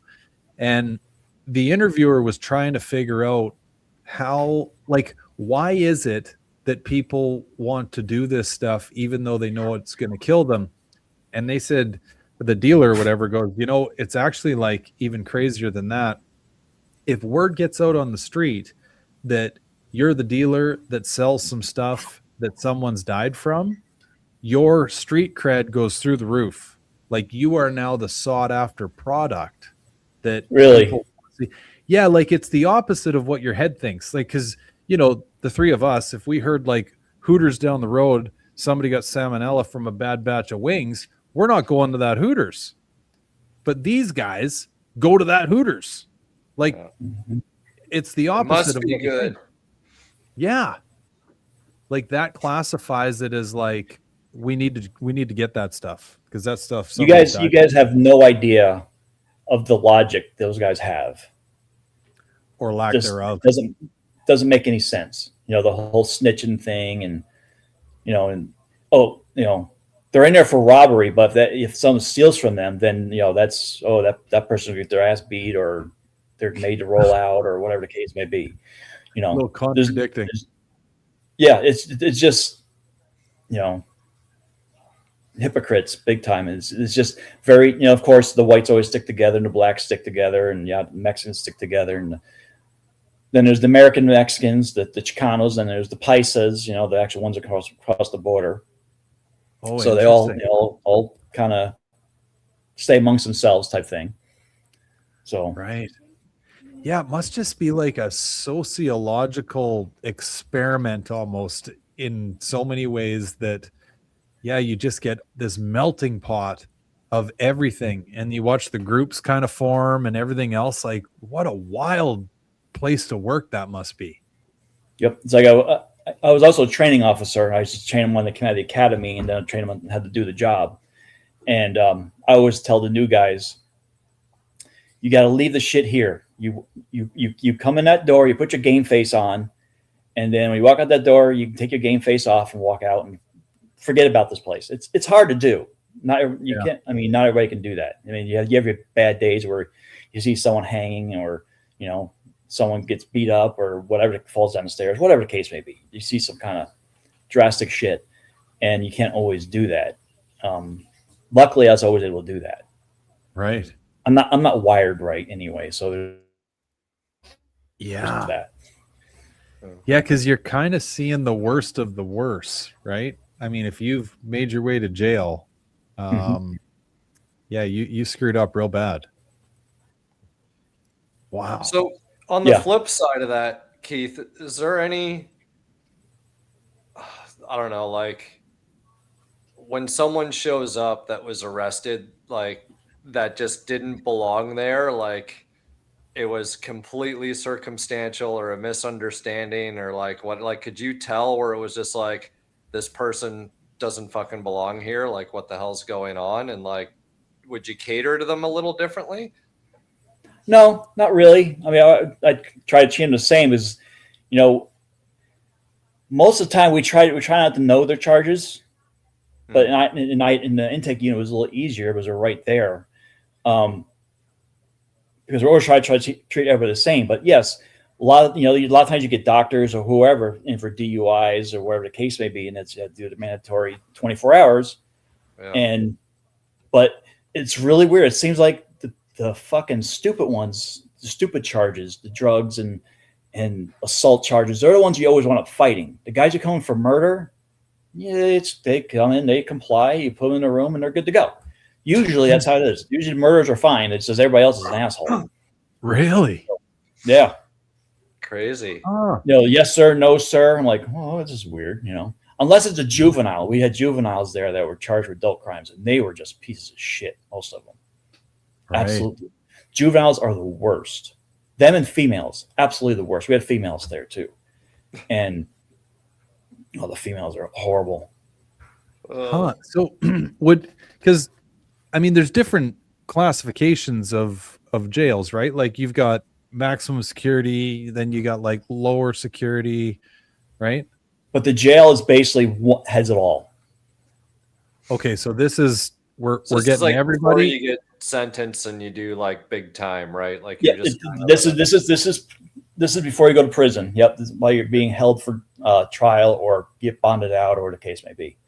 Oh, so hence the reason why you'd see a murderer and a guy on a DUI. Mm-hmm. Oh, interesting. Yeah, so you see it all. Yep, everything was in there. Wow. Juveniles, adult crimes. We had a guy from freaking kid. Him and his buddy were out there responding to buying some shoes on Facebook, met the guy in like a Walmart parking lot and shot him and killed him, and took the shoes over a pair of fucking Nikes. It's like, what is wrong with you? Wow. It's just they have the younger generation now is just they have no respect for anything. That's crazy. It's Man, I could talk about this. It's like an episode of Cops or some shit here. But before we don't talk about any or don't even get the backstory, how'd you get into Foxbodies? Well, when I was 16, Foxbodies were out and about. I almost bought one, a 4-cylinder, but didn't happen. And of course, I had a couple of buddies that had them, and it got into that way. And I didn't get my first Foxbody until God had to be about the Coupe. So it was probably about 2004. I bought my first Foxbody. It was an '89 GT, and the motor was not in the car, but I had the motor for it, and I never got a chance to put it in. So I actually sold that, and then I found my black car that I still have now, 93 Coupe, 5.0, 5-speed, original owner, had like 140,000 miles on it when I bought it, and I bought it, and probably has like 144,000 on it now. I don't drive the damn thing, but yeah, I've always liked them, and yeah, So, like, what was it that first GT that sparked the rear seat delete stuff? Or actually, like, it was it because you were doing shit for your friends more than your own stuff? Yeah, actually, it was. My buddy had an '89 GT at the same time, and I I bought that car, I put the seat down, and I sit in the seat to get adjustable, comfortable for me. I'm like, this fucking sucks. The back of the seat's hitting the back seat, and I started looking for rear seat delete kits. Back then, eBay was really big. I'd look at eBay, and all they had was those stupid Cobra R, ugly ass rear seat deletes that used existing hatch carpet. I'm like, this is awful. I know I can make one better than this. So I had one in my Pinto. So I came to Jigsaw and cardboard templates, and I started making one. And then my buddy's car was running, so I put it in his car, and then took it to some car show, and that's how it started. Very slow sales. Put it on eBay, sold a couple on eBay, and then like I said, got it into the 5.0 magazine, or Muscle Mustang was the first one, and it took off from there. Then KJ Jones from 5.0 did a tech article on it in his magazine. So yeah, it was just 2004. Been around since 2004, making those stupid things. Over 20 years now. Have you kept track of it, Keith? Do you know how many you've sold over the years? Probably not really that many. Probably like 1,500. Okay. It's like I thought maybe I was clipping the market. I figured they don't make them anymore. How many people are going to need these fucking things? And we're still in Arizona, and we went to the LMR cruising in Dallas, and there was probably, I don't know, 150, 200 Foxbodies there, and not one of them had my kit in it. I'm like, I'm not even touching the market. So I was like, well, that was encouraging that these cars didn't have it, at least. So now there's some when you go to LMR. Still, it's picking up, but it's still not. Not everybody has them. Right. And then some people don't want to get rid of their back seat, so I make a rear half only that keeps the back seat. Like Chris from the North Texas Foxbody Club, his car, Chris, you've seen his. Did a stereo for his, but yeah, it keeps the back seat and replaces all the hatch carpet back there. So, okay. Yeah, that's cool. I'm almost wondering, like, you should get with Michael Johnson 417 Fox and like share each other's database of his doubled in relocation shit for the console, and then like hit his list to sell the rear seat deletes or now your coupe kits or whatever it is, and vice versa, and just kind of like correlate that, because I know it's funny, me and Gary always throw around on occasion like how many of these cars are actually like out there and on the road still. And like to your point of when you think every car's had a certain mod or whatever done, and I know, Keith, we made the joke the other day where I said, like, you think all of them are 5-lug swapped, and it just seems like, oh, 5-lug swap, 5-lug swap. Like, there's a lot out there. Yeah. Well, we're talking the other day. It's like coupes. They didn't make as many coupes as did hatchback, but yet you go to these damn car shows lately, there's more coupes than hatchbacks. I'm like, how does that work? Yeah. The coupe was the grandma car. Yep. It was new. It's the hatchback true, was yeah. the cool car. 150%, man. We say that all the time too, right? You wanted the GT. I mean, there was that sort of small pocket of straight line guys that wanted the coupe because they were a few 100 pounds lighter and stuff. But yeah, they definitely weren't what they are now. Nowhere near. Then once again, that's another thing. It's I never understood with the straight line guys. Okay, the coupe is lighter, but you're taking the weight that you're saving off the ass end. Yeah, where you want the weight. So, it's like people always used to bitch about my rear seat leaking. Oh, but weighs the same as the seat. Okay, but you're taking away from over the axle where you want it. And if once you can get to 3/10 of a second every run, then worry about doing something with the car. Get your ass to learn how to drive it first, then worry about the car. Yeah. If you want, put a K member on there. That's going to be your biggest bang for the buck is a K member, not taking out the back seat. Sorry, it's not going to. It's yeah. I want to take the back seat out so I can put the battery back there. Okay, that makes sense. Not right. it's like, it's like then the people the Fox box that Chris just installed. People bitch about that. Well, the weight's still in the front. Well, it's not meant for you. It's meant for people who don't want to move the freaking battery. Yeah. I got to say that kit worked out nice, Keith. I got, again, not for everybody, right? Because you got to obviously cut your inner apron in order to install it. But, I've started like seriously reverting away from trunk mounted batteries, like especially just something goes wrong, or it's as easy as like, you just want access to your battery, whether you need to charge it, jump it, do whatever. Wiring, because I think just a lot of wiring sucks nowadays because people are buying it cheap Amazon, alumi-clad shit and everything else. So, that Godzilla swap car, right? It just, there's a lot of different reservoirs and gadgetry needed. And man, that was sweet how that works.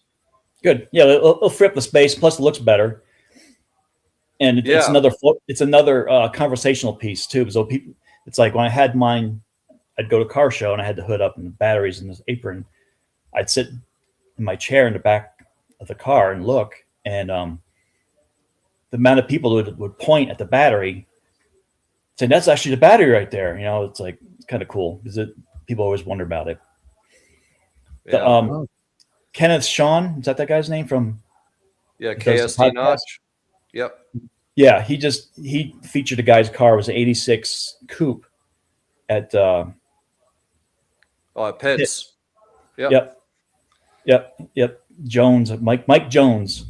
He has my battery box and my trunk kit in there. So those sort of, he sent me some pictures of the battery box install. Looks good. Nice. So what color are you gonna paint that battery box? You're gonna go black? I think so.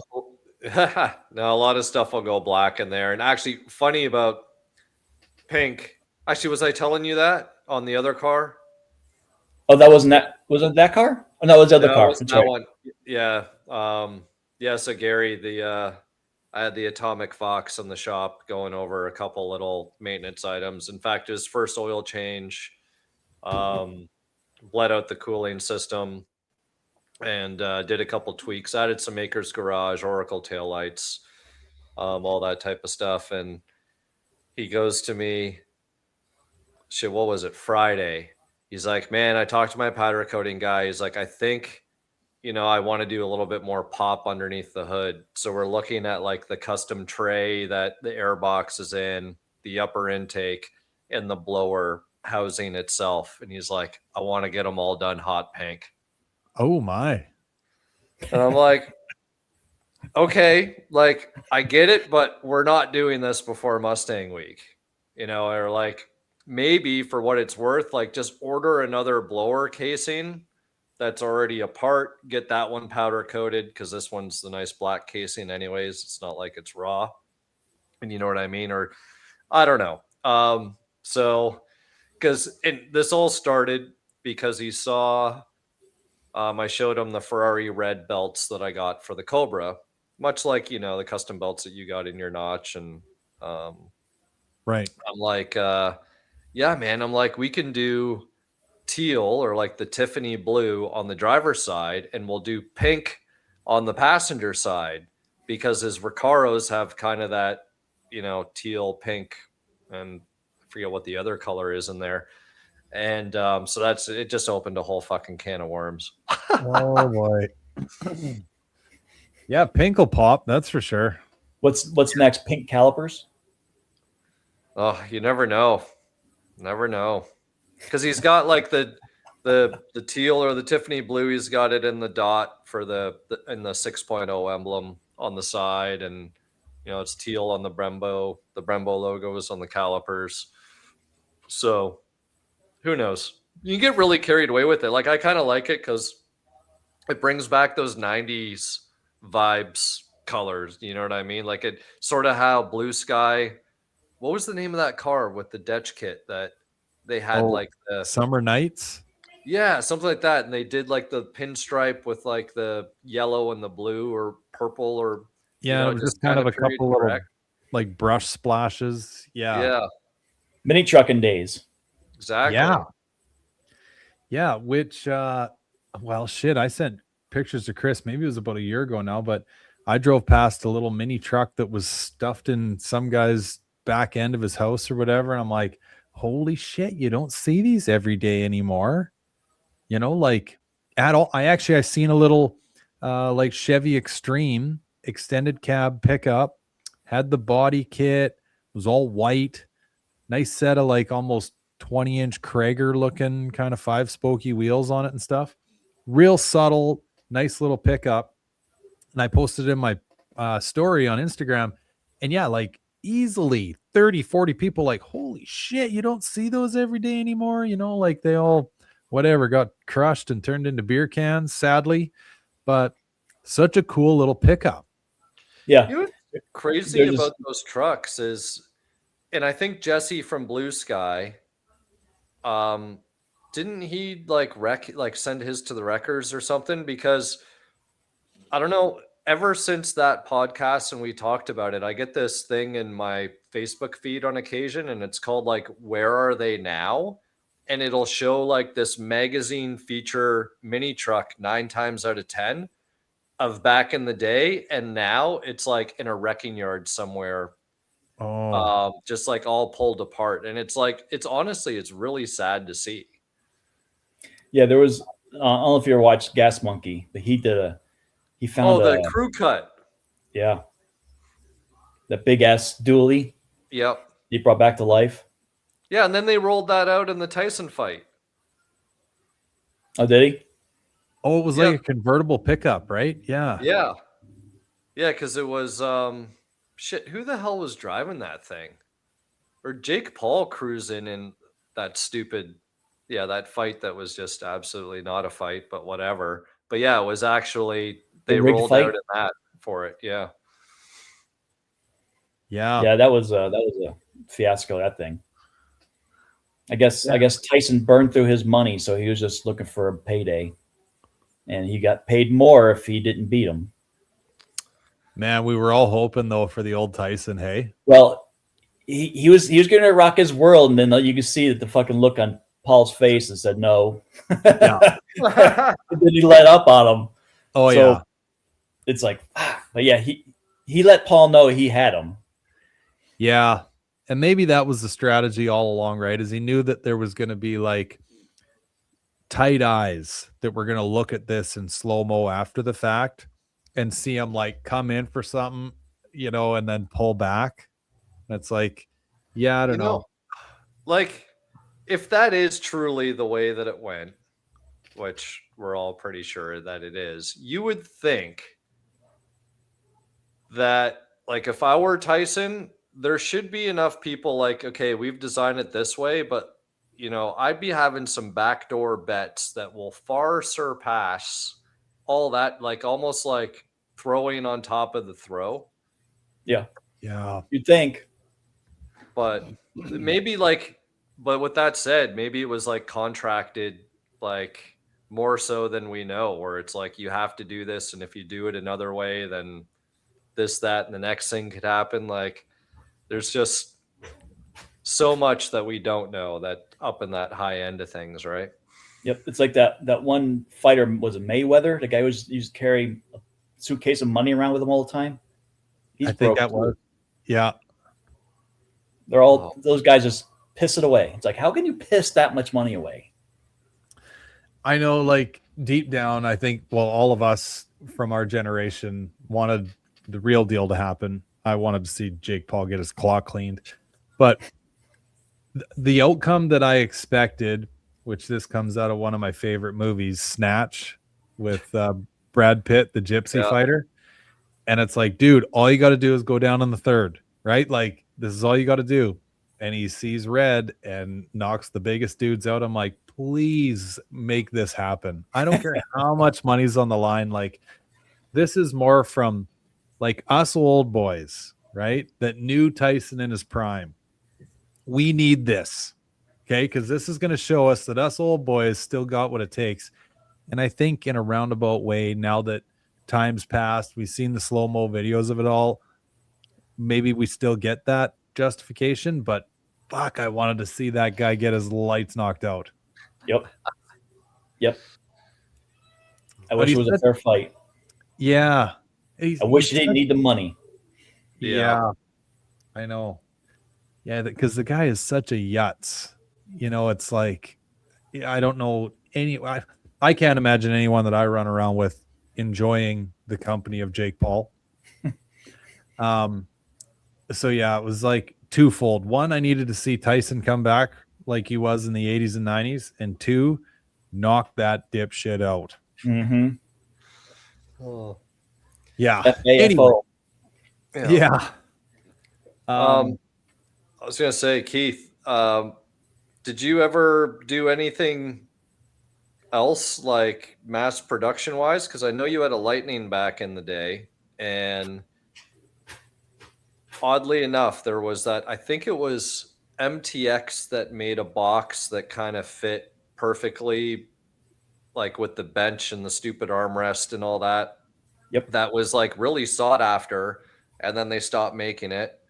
I managed to snag one. The last Lightning that I had, I upgraded my truck because that one had it. So I took that and I took the soft tonneau off it before I sold it. But like, is there any other platform or, chassis that you've thought about producing stuff for?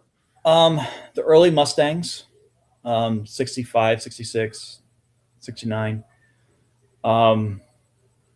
Yes, I did want to do stuff for the Lightning. I just never got around to doing it. I didn't have the truck long enough. But I can't keep up with Mustang stuff, so I'm kind of leery about putting more out there if I can't keep up with what I'm already doing. It's like I posted, I still don't know what happened. I was telling Chris about this. I posted a video of a Coupe kit that someone sent me pictures of, 3 pictures, and the Coupe kit was in gray instead of black, so you can really see it. I mean, the Coupe kits are great, but in black it hides everything. You can't see them. So it was an opal gray kit. He sent me 3 pictures. It had the hideaway battery in the back, and somehow, now usually I post a video, a reel, I'll get I'm all excited if I get 3,000 views on it. Nothing big. Somehow that thing got shared and got spread around. I have 45,000 views on that cocksucker.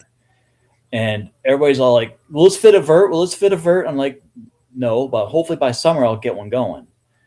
But I got an order for a guy who wants one for a vert. I just haven't had a chance. I haven't gotten to it. It's just, but yeah, it's just now I have to work on a vert one. And there's a guy, well, can you make one for a 94 through 04? I'm like, you guys even really need one for the 94 304s? I mean, usually it's, you know, it's a supply thing, and you think there's a lot more 94 304s than there is for the Foxbody, but maybe not. I don't know. Right. But the 94 304 is a little different animal because it doesn't have the front panel, and it's already got a taillight panel usually. And making that taillight panel, if you don't have that plastic taillight panel, it's going to be difficult to make that piece. Tuck it all in. Yeah. Yeah. So it's kind of a different animal. That's kind of the trouble with some of this stuff, right? I know with my 3D printing adventures, which I do like very, very little with ultimately, or in the grand scheme of things, but you get people that go like, oh, like, can you make this or can you make that? And for me, this is one of the downfalls is I'm self-taught in CAD. So it takes me like 12 hours to design something when it would take someone that's taught in it half an hour, right? And it's like, yeah, not that I can't make it, you know, kind of the sky's the limit, but it's like, I don't think you want to pay me to figure this out for you either, right? Like, get me the CAD drawing and I'll make it for you. Yeah, that's kind of the thing with it, right? So yeah, I can only imagine something like that. But dude, you know, like the vert stuff, because those trunks are typical, like 9 times out of 10 a disaster, right? Yeah. The carpet's been pulled out of them 2, 3, 4 times. That like the whole thing's shit. I could see those being a hit. Yeah, the thing I might consider though, I might have to make them out of plastic. I think those verts are notorious for leaking. Oh, there is that, right? So I mean, the coupes aren't the coupes don't really leak unless you have a bad back window or something. But that the verts, I might have to make it out of more expensive material. Good point. Yeah, because you don't need MDF swelling back there. Yeah, at least the floor. The floor probably has to be, maybe even the side panels. I don't know. Maybe the side panels have to be ABS.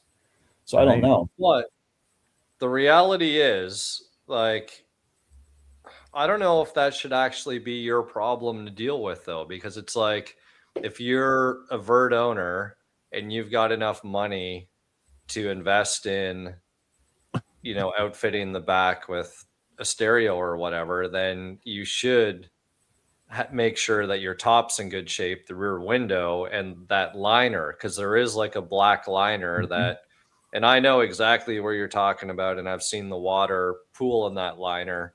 You know, so it should sort of be up to the customer that their shit's in good order. Yeah, you know, before purchasing your kit. I might have to make it an option because someone's going to bitch about it. You know. Well, so maybe make it an option for somebody.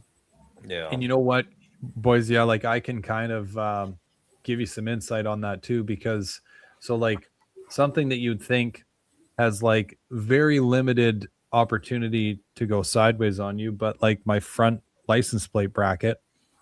So I've had a couple of them. I haven't had one in a while now, but a couple of them initially that went out to like LX front bumpers, right?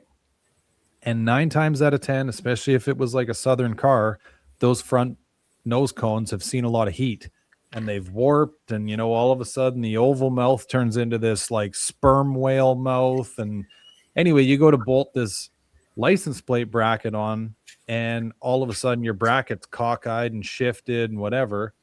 So now, like you, Keith, I overthought it too. I'm like, oh, fuck, like all I need is a bad review because that's like AIDS. Right? Like you're fucked forever with one bad review. So I thought about it and I was like, well, shit, how about like, you know, 1/4 inch thick, like, I don't know, about 22-inch wide chunk of aluminum that you put on the top side of your kind of outrageously burned front nose cone. And as you bolt this thing up to it, the aluminum helps flatten everything out, saves the day, right? But to your point, like maybe thinking outside the box, going plastic, I can't imagine. I don't know what that shit's worth. It's definitely more than MDF, but I can't imagine that you'd probably have too many people shying away just for the fact that, hey, you know what? It's a waterproof piece. Whether your trunk leaks or not, you're good to go. I just got to find something that's not going to break the bank on cost, and then it's also still easy to machine. I know they make I can't remember what it's called, but basically it's a real thin layer of aluminum with a rubber core and another thin layer of aluminum. They use it for signs. Oh yeah. I know they make I think they come in a 10 millimeter, but I'm not sure if they come in a 12 millimeter. If I can get that at 12 millimeter, I can at least make the floor out of that, because that stuff machines very easy. With a router, you can still cover the router very easily. So, I don't know if I might be able to do that. Yeah, true. Are you do you have a router table and stuff, Keith, or are you hand bombing all these? The delete kits I have cut by CNC here locally. Okay. The trunk kits I make myself from a template. I'm getting ready to have my guy cuts my delete kits cut me the side panels for the trunk, because the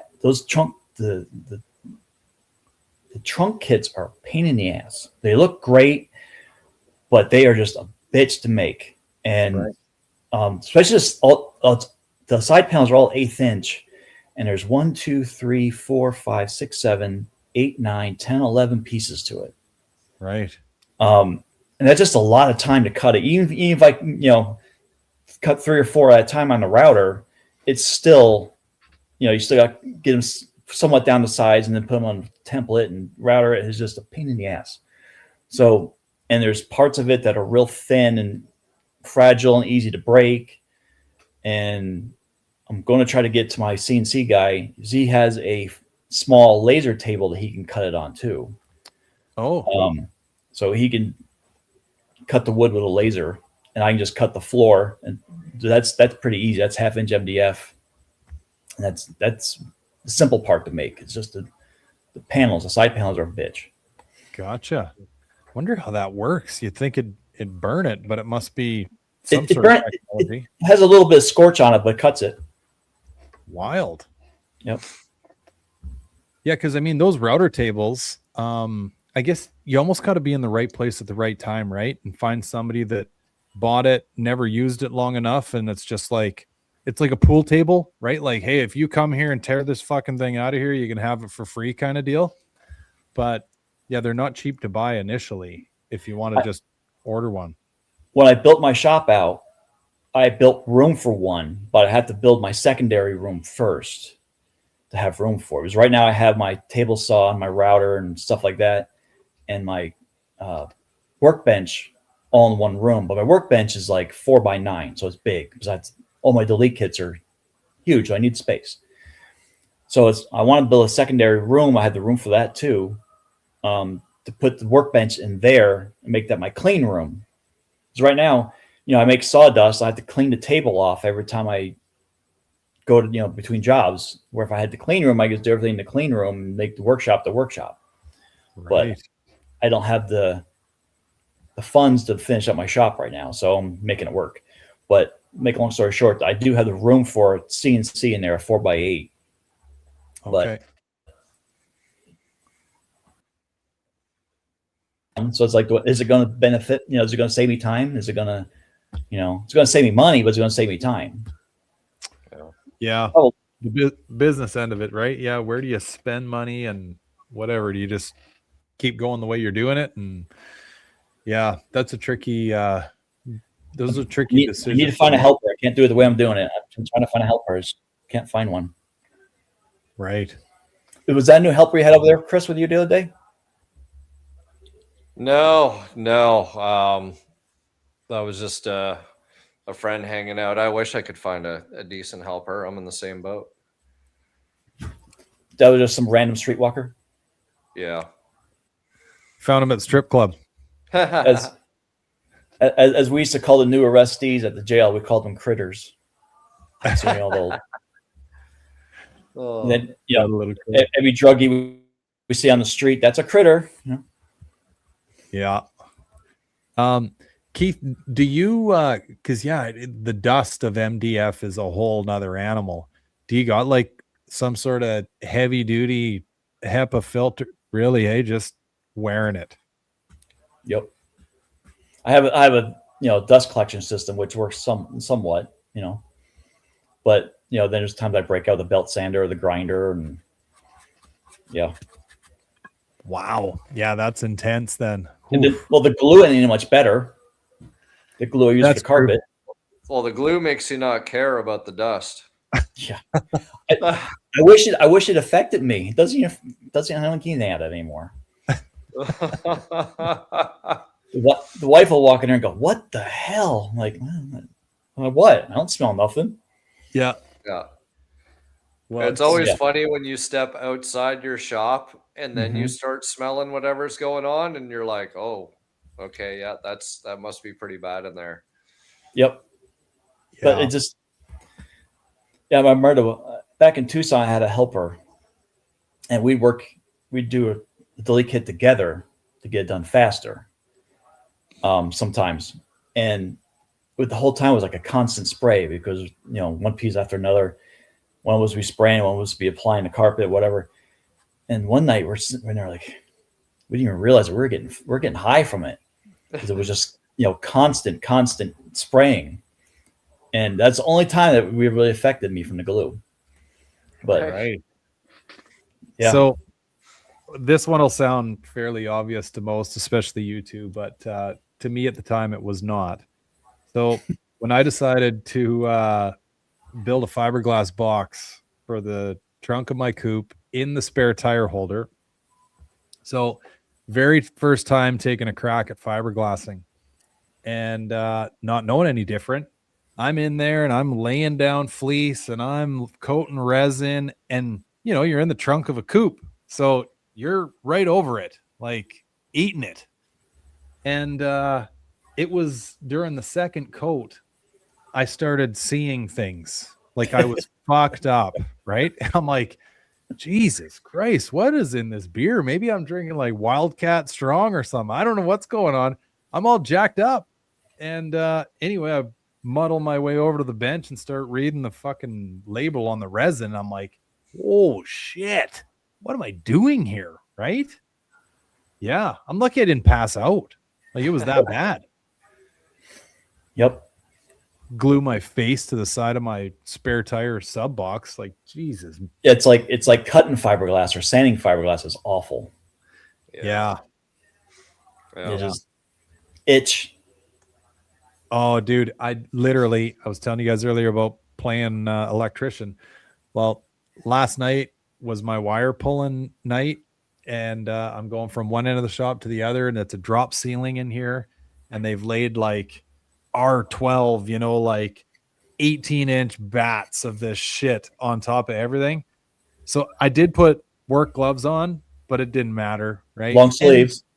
And this is it, right? Yeah, I had a t-shirt on, and it's like fucking 90 degrees out, so it's 150 in the roof in the attic, and I'm trying to move that shit, and the internet guys have ran wires over top of it, so it's just a disaster from the get-go. Anyway, I had almost scratched my skin off by the time I got out of here last night. Like, that is awful shit. I don't know how anyone does that for a living. Wear long sleeve shirts and cover up. Yeah. Nasty stuff. It's kind of like the battle wounds I got for working on Chris's car. He put a Cobra master cylinder on my car. So he's texted me a picture of his blister he has on his hand. He says it was from beating a shock tower. I have doubts, but So then I get his car, and I use the big like 1/0 ring terminals that had that crimper you have to use with a hammer. Yeah. Well, I missed, and I hit it right on the corner of the skin and the nail, split it open. I was bleeding all over the place, so I had to send that to Chris. Oh. And then like the next day, I'm using the screw gun. Of course, that slips and hits me in the same spot. Jeepers. I was like, yeah. Thankfully, it's healed up now. It's still look like I got a scar though. I don't see it, but yeah, good times. So yeah, I know. Yeah, those are the worst. The one that still haunts me to this day, and I think anyone that's worked on a car, especially under the hood, has done this. And you learn real quick. It only takes one time. But Fan. well, no, I was gonna say when you're doing the push and you've Mhm. got the fist going and you're doing the push towards something, and I mean, if you've caught the corner of a cylinder head, I mean, that's knife level sharp, right? Yeah. Oh, Jesus. And it's one of those pains that it hits you so fast that your brain can't quite comprehend what's going on. You're like, oh shit. I know in about 3 seconds this is going to set in, and then it hits you and you're like, oh no, this is not good. I don't even want to look. It's like the ones you cut yourself, and it's like you cover it with real quick with something, and you're afraid to look at it as amount of blood that's going to be there. And then you look at it, it's like, oh, that ain't that bad. Yeah, but it's typically not that bad because it's like surgical. But if you give it a little tug, you're like, oh shit, I see meat underneath there. This isn't good. Oh, Yep. Had a couple of those. Yeah. Well, shit, buddy. This is a wicked conversation. I had been looking forward to this when Chris said that he'd talk to you and you were going to come on. I'm like, I remember from your 5-0 Asylum conversation, I'm like, the fucking war stories that Keith had me rolling on the floor. Oh, God. Yeah. Yeah, so you probably heard that story before then. Well, I couldn't remember. I remember there was something about shit, but I remember the day, it was last summer, I want to say, that pod came out, and I had a day where I was doing something out in the yard, and I mean, I'm sure anyone that would have seen me working out in the yard would have thought I was nuts, because I'm on my hands and knees fucking dying laughing listening to these stories.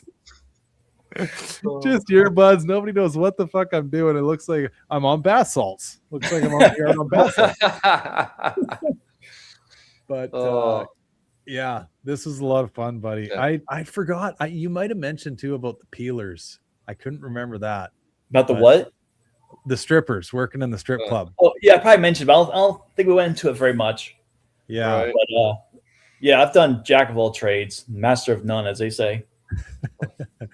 Yeah, very colorful history. Well, yeah, no, thanks for coming on, man. Yeah, no problem. Yeah.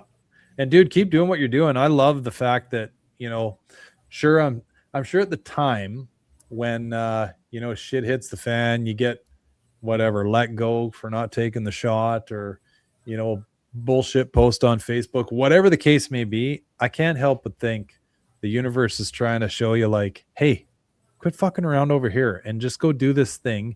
You've picked it up and put it down 100 times over the last 20 years. Just keep doing it. And dude, you know, going to the shows and seeing your kits all over the place, it's like, that's cool. Yeah. Like, hey, man, you had, just think of before you switched to the bedroom, right? You had all the proof on the wall behind you. I did see that. Yeah. You know, I can show you. That's better than any.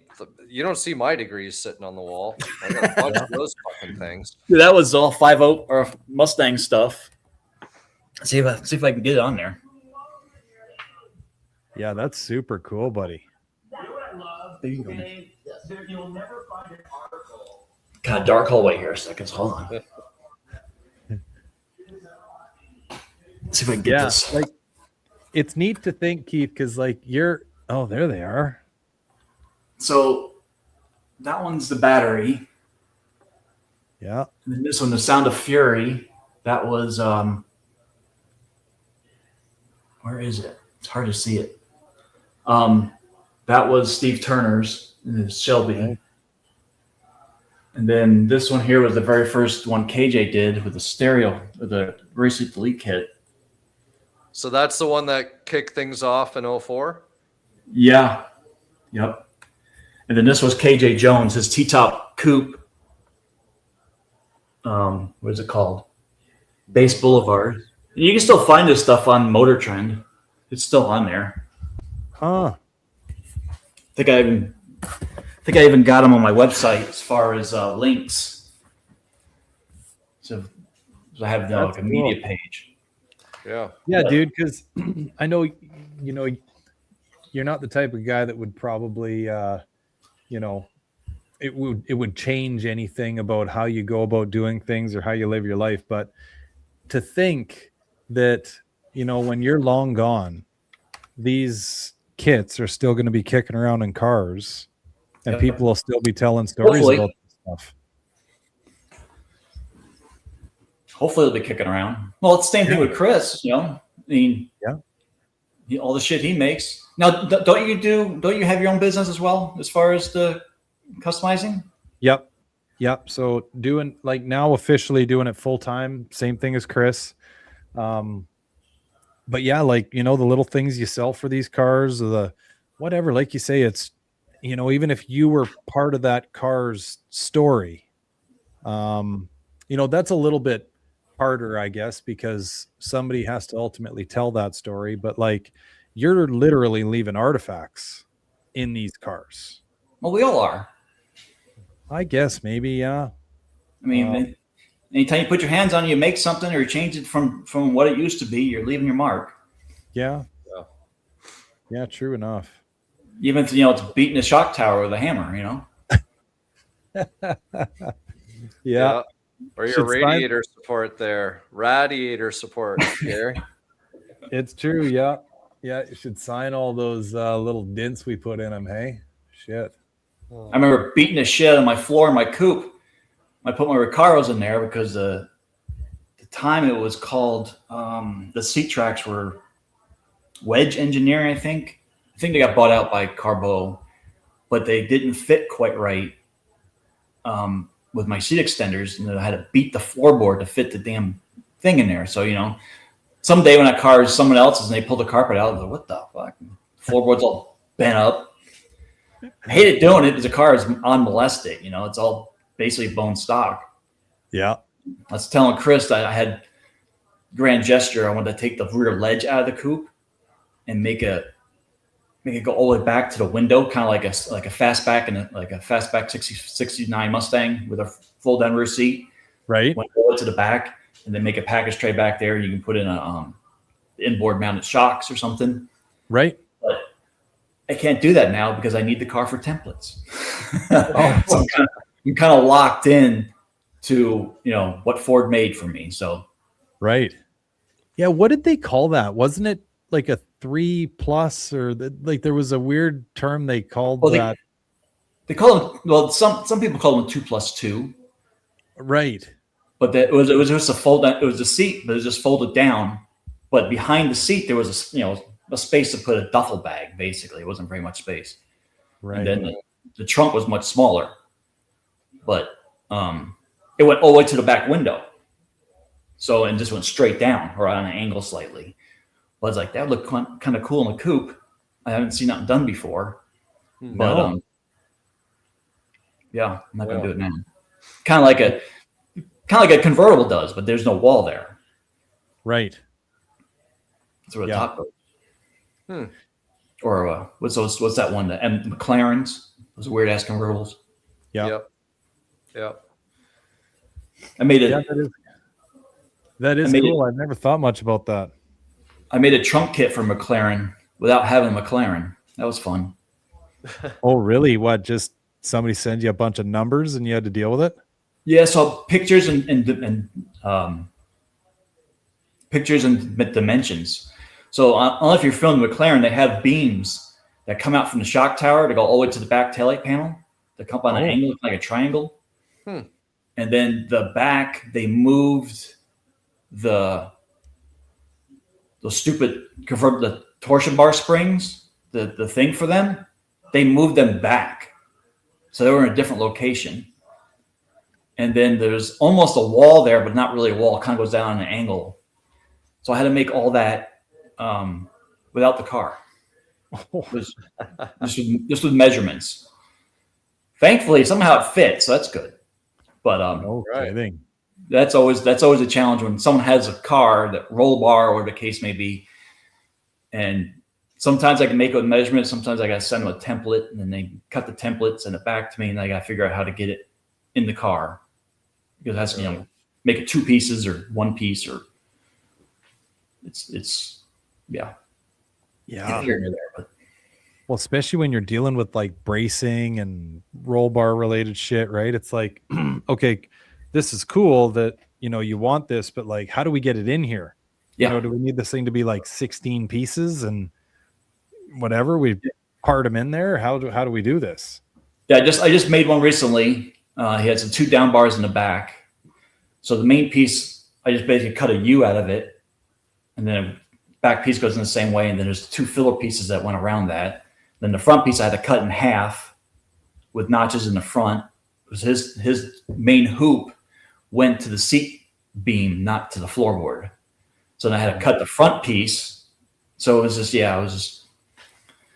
a mess, but we got to work. He sent pictures of it. Fits really good. So nice.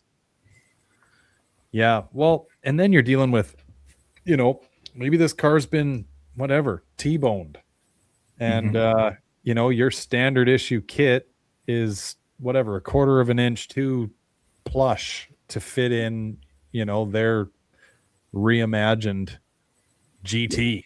So what I do with the delete kits, I call it. It's always a running joke. I call it sure fit technology.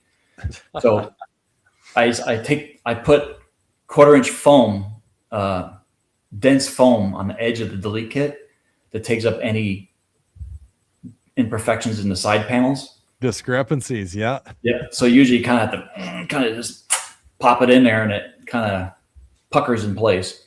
Right. Good thinking. Stuff. Yep. Because especially those hatches, they're always mounted at a different spot. They just zip it in there wherever it lays, and there you go. Yeah. Like I was telling Chris the other day, the driver's side seam always comes apart with the taillight panel and the side panel. They never stay together right there. So if you don't fix that before you have a delete kit in there, you got a gap, a space. So always I put instruction manual to fix those panels before the panels need to be adjusted if you have a space. Right. So. Huh. Yeah, it's cool, man. I really admire what you're doing. Appreciate it. Yeah, buddy. Trying to finish up one right now. I think I showed pictures of the Chris. It's got a Coyote 50 Cobra logo. Oh. It's 93 Cobra with a Coyote motor. Right. So we did the Coyote head with the new 50 and then Cobra underneath. But it's on a piece of plexiglass and it lights up and all kinds of stuff. Oh, cool. Fancy. What color's the Cobra? It's jet fighter gray from the Mach 1. Cool. The new Mach. Oh, okay. Nice. The cement gray. Yeah. He's got the red accents, the Cobra caliber covers, not covers, but calipers. So yeah. Right. Cool car. Cool. Yeah, it's a nice car. Sounds like the Green Dragon needs to make a trip to Waco, get outfitted in the back. I think so. Yeah. Maybe a little redo. Chris has a nice trailer now. Yeah, he does. Hey, Gary's trailer's got fresh leaf springs in it. It's not lowered anymore. He's good to go. There you go. Yeah, shit, Keith. We for the little whatever that thing is, it's got like what the hell are they? 3,500 pound axles underneath it. So, it'll carry 7,500 pounds, but the trailer weighs 2, that whole thing. I never took it across the scales when we moved down to Tennessee, but I can't help but think I had to have had at least 10,000 pounds, if not more, in that poor little trailer. I bounced the U-bolts for the leaf springs off the frame every fucking 6 minutes. Like every time I hit a bridge transition, bang. My tires rubbed on the wheel wells so often that the wood inside the trailer that butts up against the wheel well is actually burned. So it's getting hot. I think I saw that in one of the videos you guys posted. Jesus, Murphy. So I had to put new springs on it the other day. The trailer's still great trailer, and now it I feel like I owe it because it helped move my family all the way to Tennessee. So I'm like, all right, old girl, $500. Let's put some new springs underneath you. We'll see how you do after that. And I got a 22-foot enclosed. It's a 10,000 pound. But when I came out here, I had that thing stuffed. I had my Lightning in there, and I had rolls of carpet, and I had the bubble wrap I use. So the bubble wrap is was it 36 inches long, wide, but it's 3x3. It's a pretty big roll. So I had like rolls of bubble wrap on top of the hood, and yeah, that thing was stuffed. From the bed of the truck was stuffed, and yeah. So I know what you mean. Oh yeah, yeah. And it's you feel every little crack in the road, right? You're like, oh shit, I know you're just hoping that you make it. You're like, we'll deal with the shit on the other end. Just please get me there, right? So it's like at the time I'd come from Tucson down I-10, and then like 300 or 400 miles out, then you start going north to get to Waco, and it's all back roads. And I don't know if Chris has ever been there, but it's this road called 190, and you go for I-10 on 190, and there is this hill. It doesn't look that bad, but I shit you not, I could not keep up the speed. I was doing like 45 miles an hour. I thought my truck was breaking down. I get to the top of the hill. I'm looking at it. I get out and just, I don't see anything wrong. There's no engine lights. And I let it sit for a few minutes, and then I get back on the road. It seems fine. So I'm like, is there something wrong with the truck, or is it just that hill? So, and it was, that truck never, I mean, I've slowed down hills before, but not like that. That thing just died. Yeah.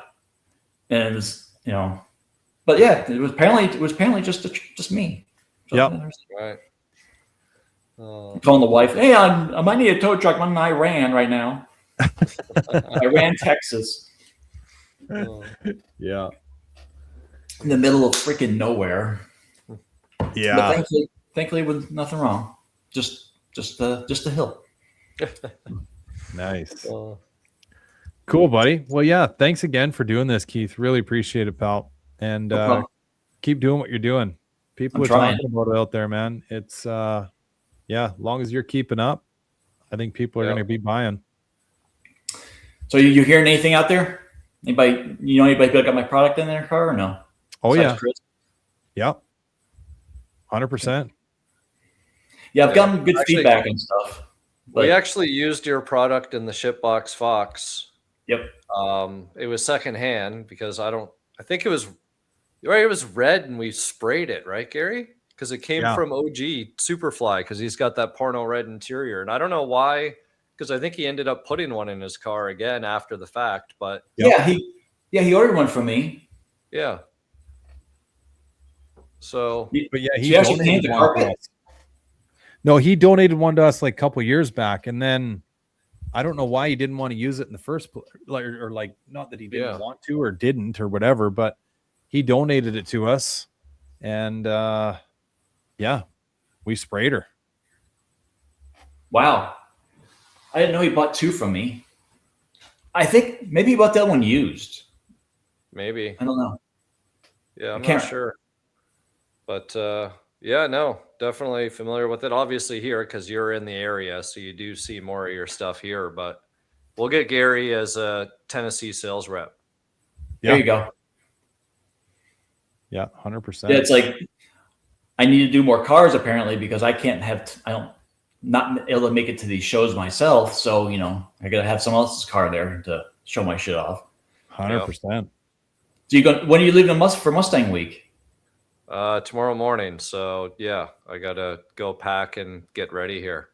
This car, you taking a silver car? Yeah. I'm gonna drive it there and back too. So no messing around with trailers or anything. So how do you decide which car you're gonna take? This one's the easiest one to get to, and I took the yellow one last year, so I don't know. It's just kind of like whatever's in the rotation, I guess. Whatever's the easiest to get out. Yeah, the white car would be easy to get out, but I feel like,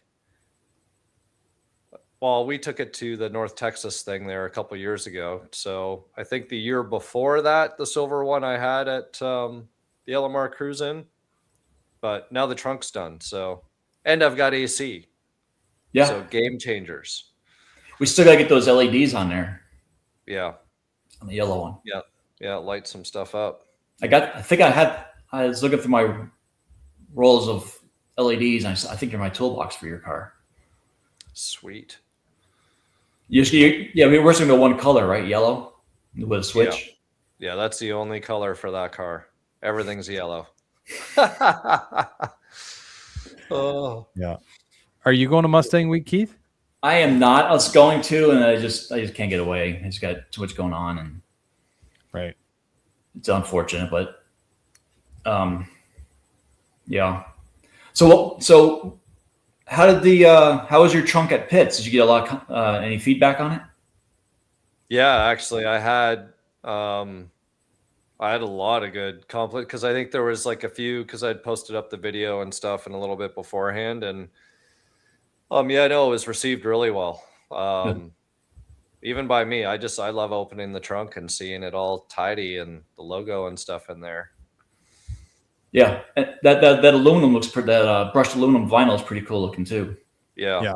No, it is. So yeah, no, definitely a big fan, man. And it's nice, right? Just pop it out because I had that piece in and out at least 10 times because I was messing around like, no, it's not sounding right yet. I got to make a couple more tweaks.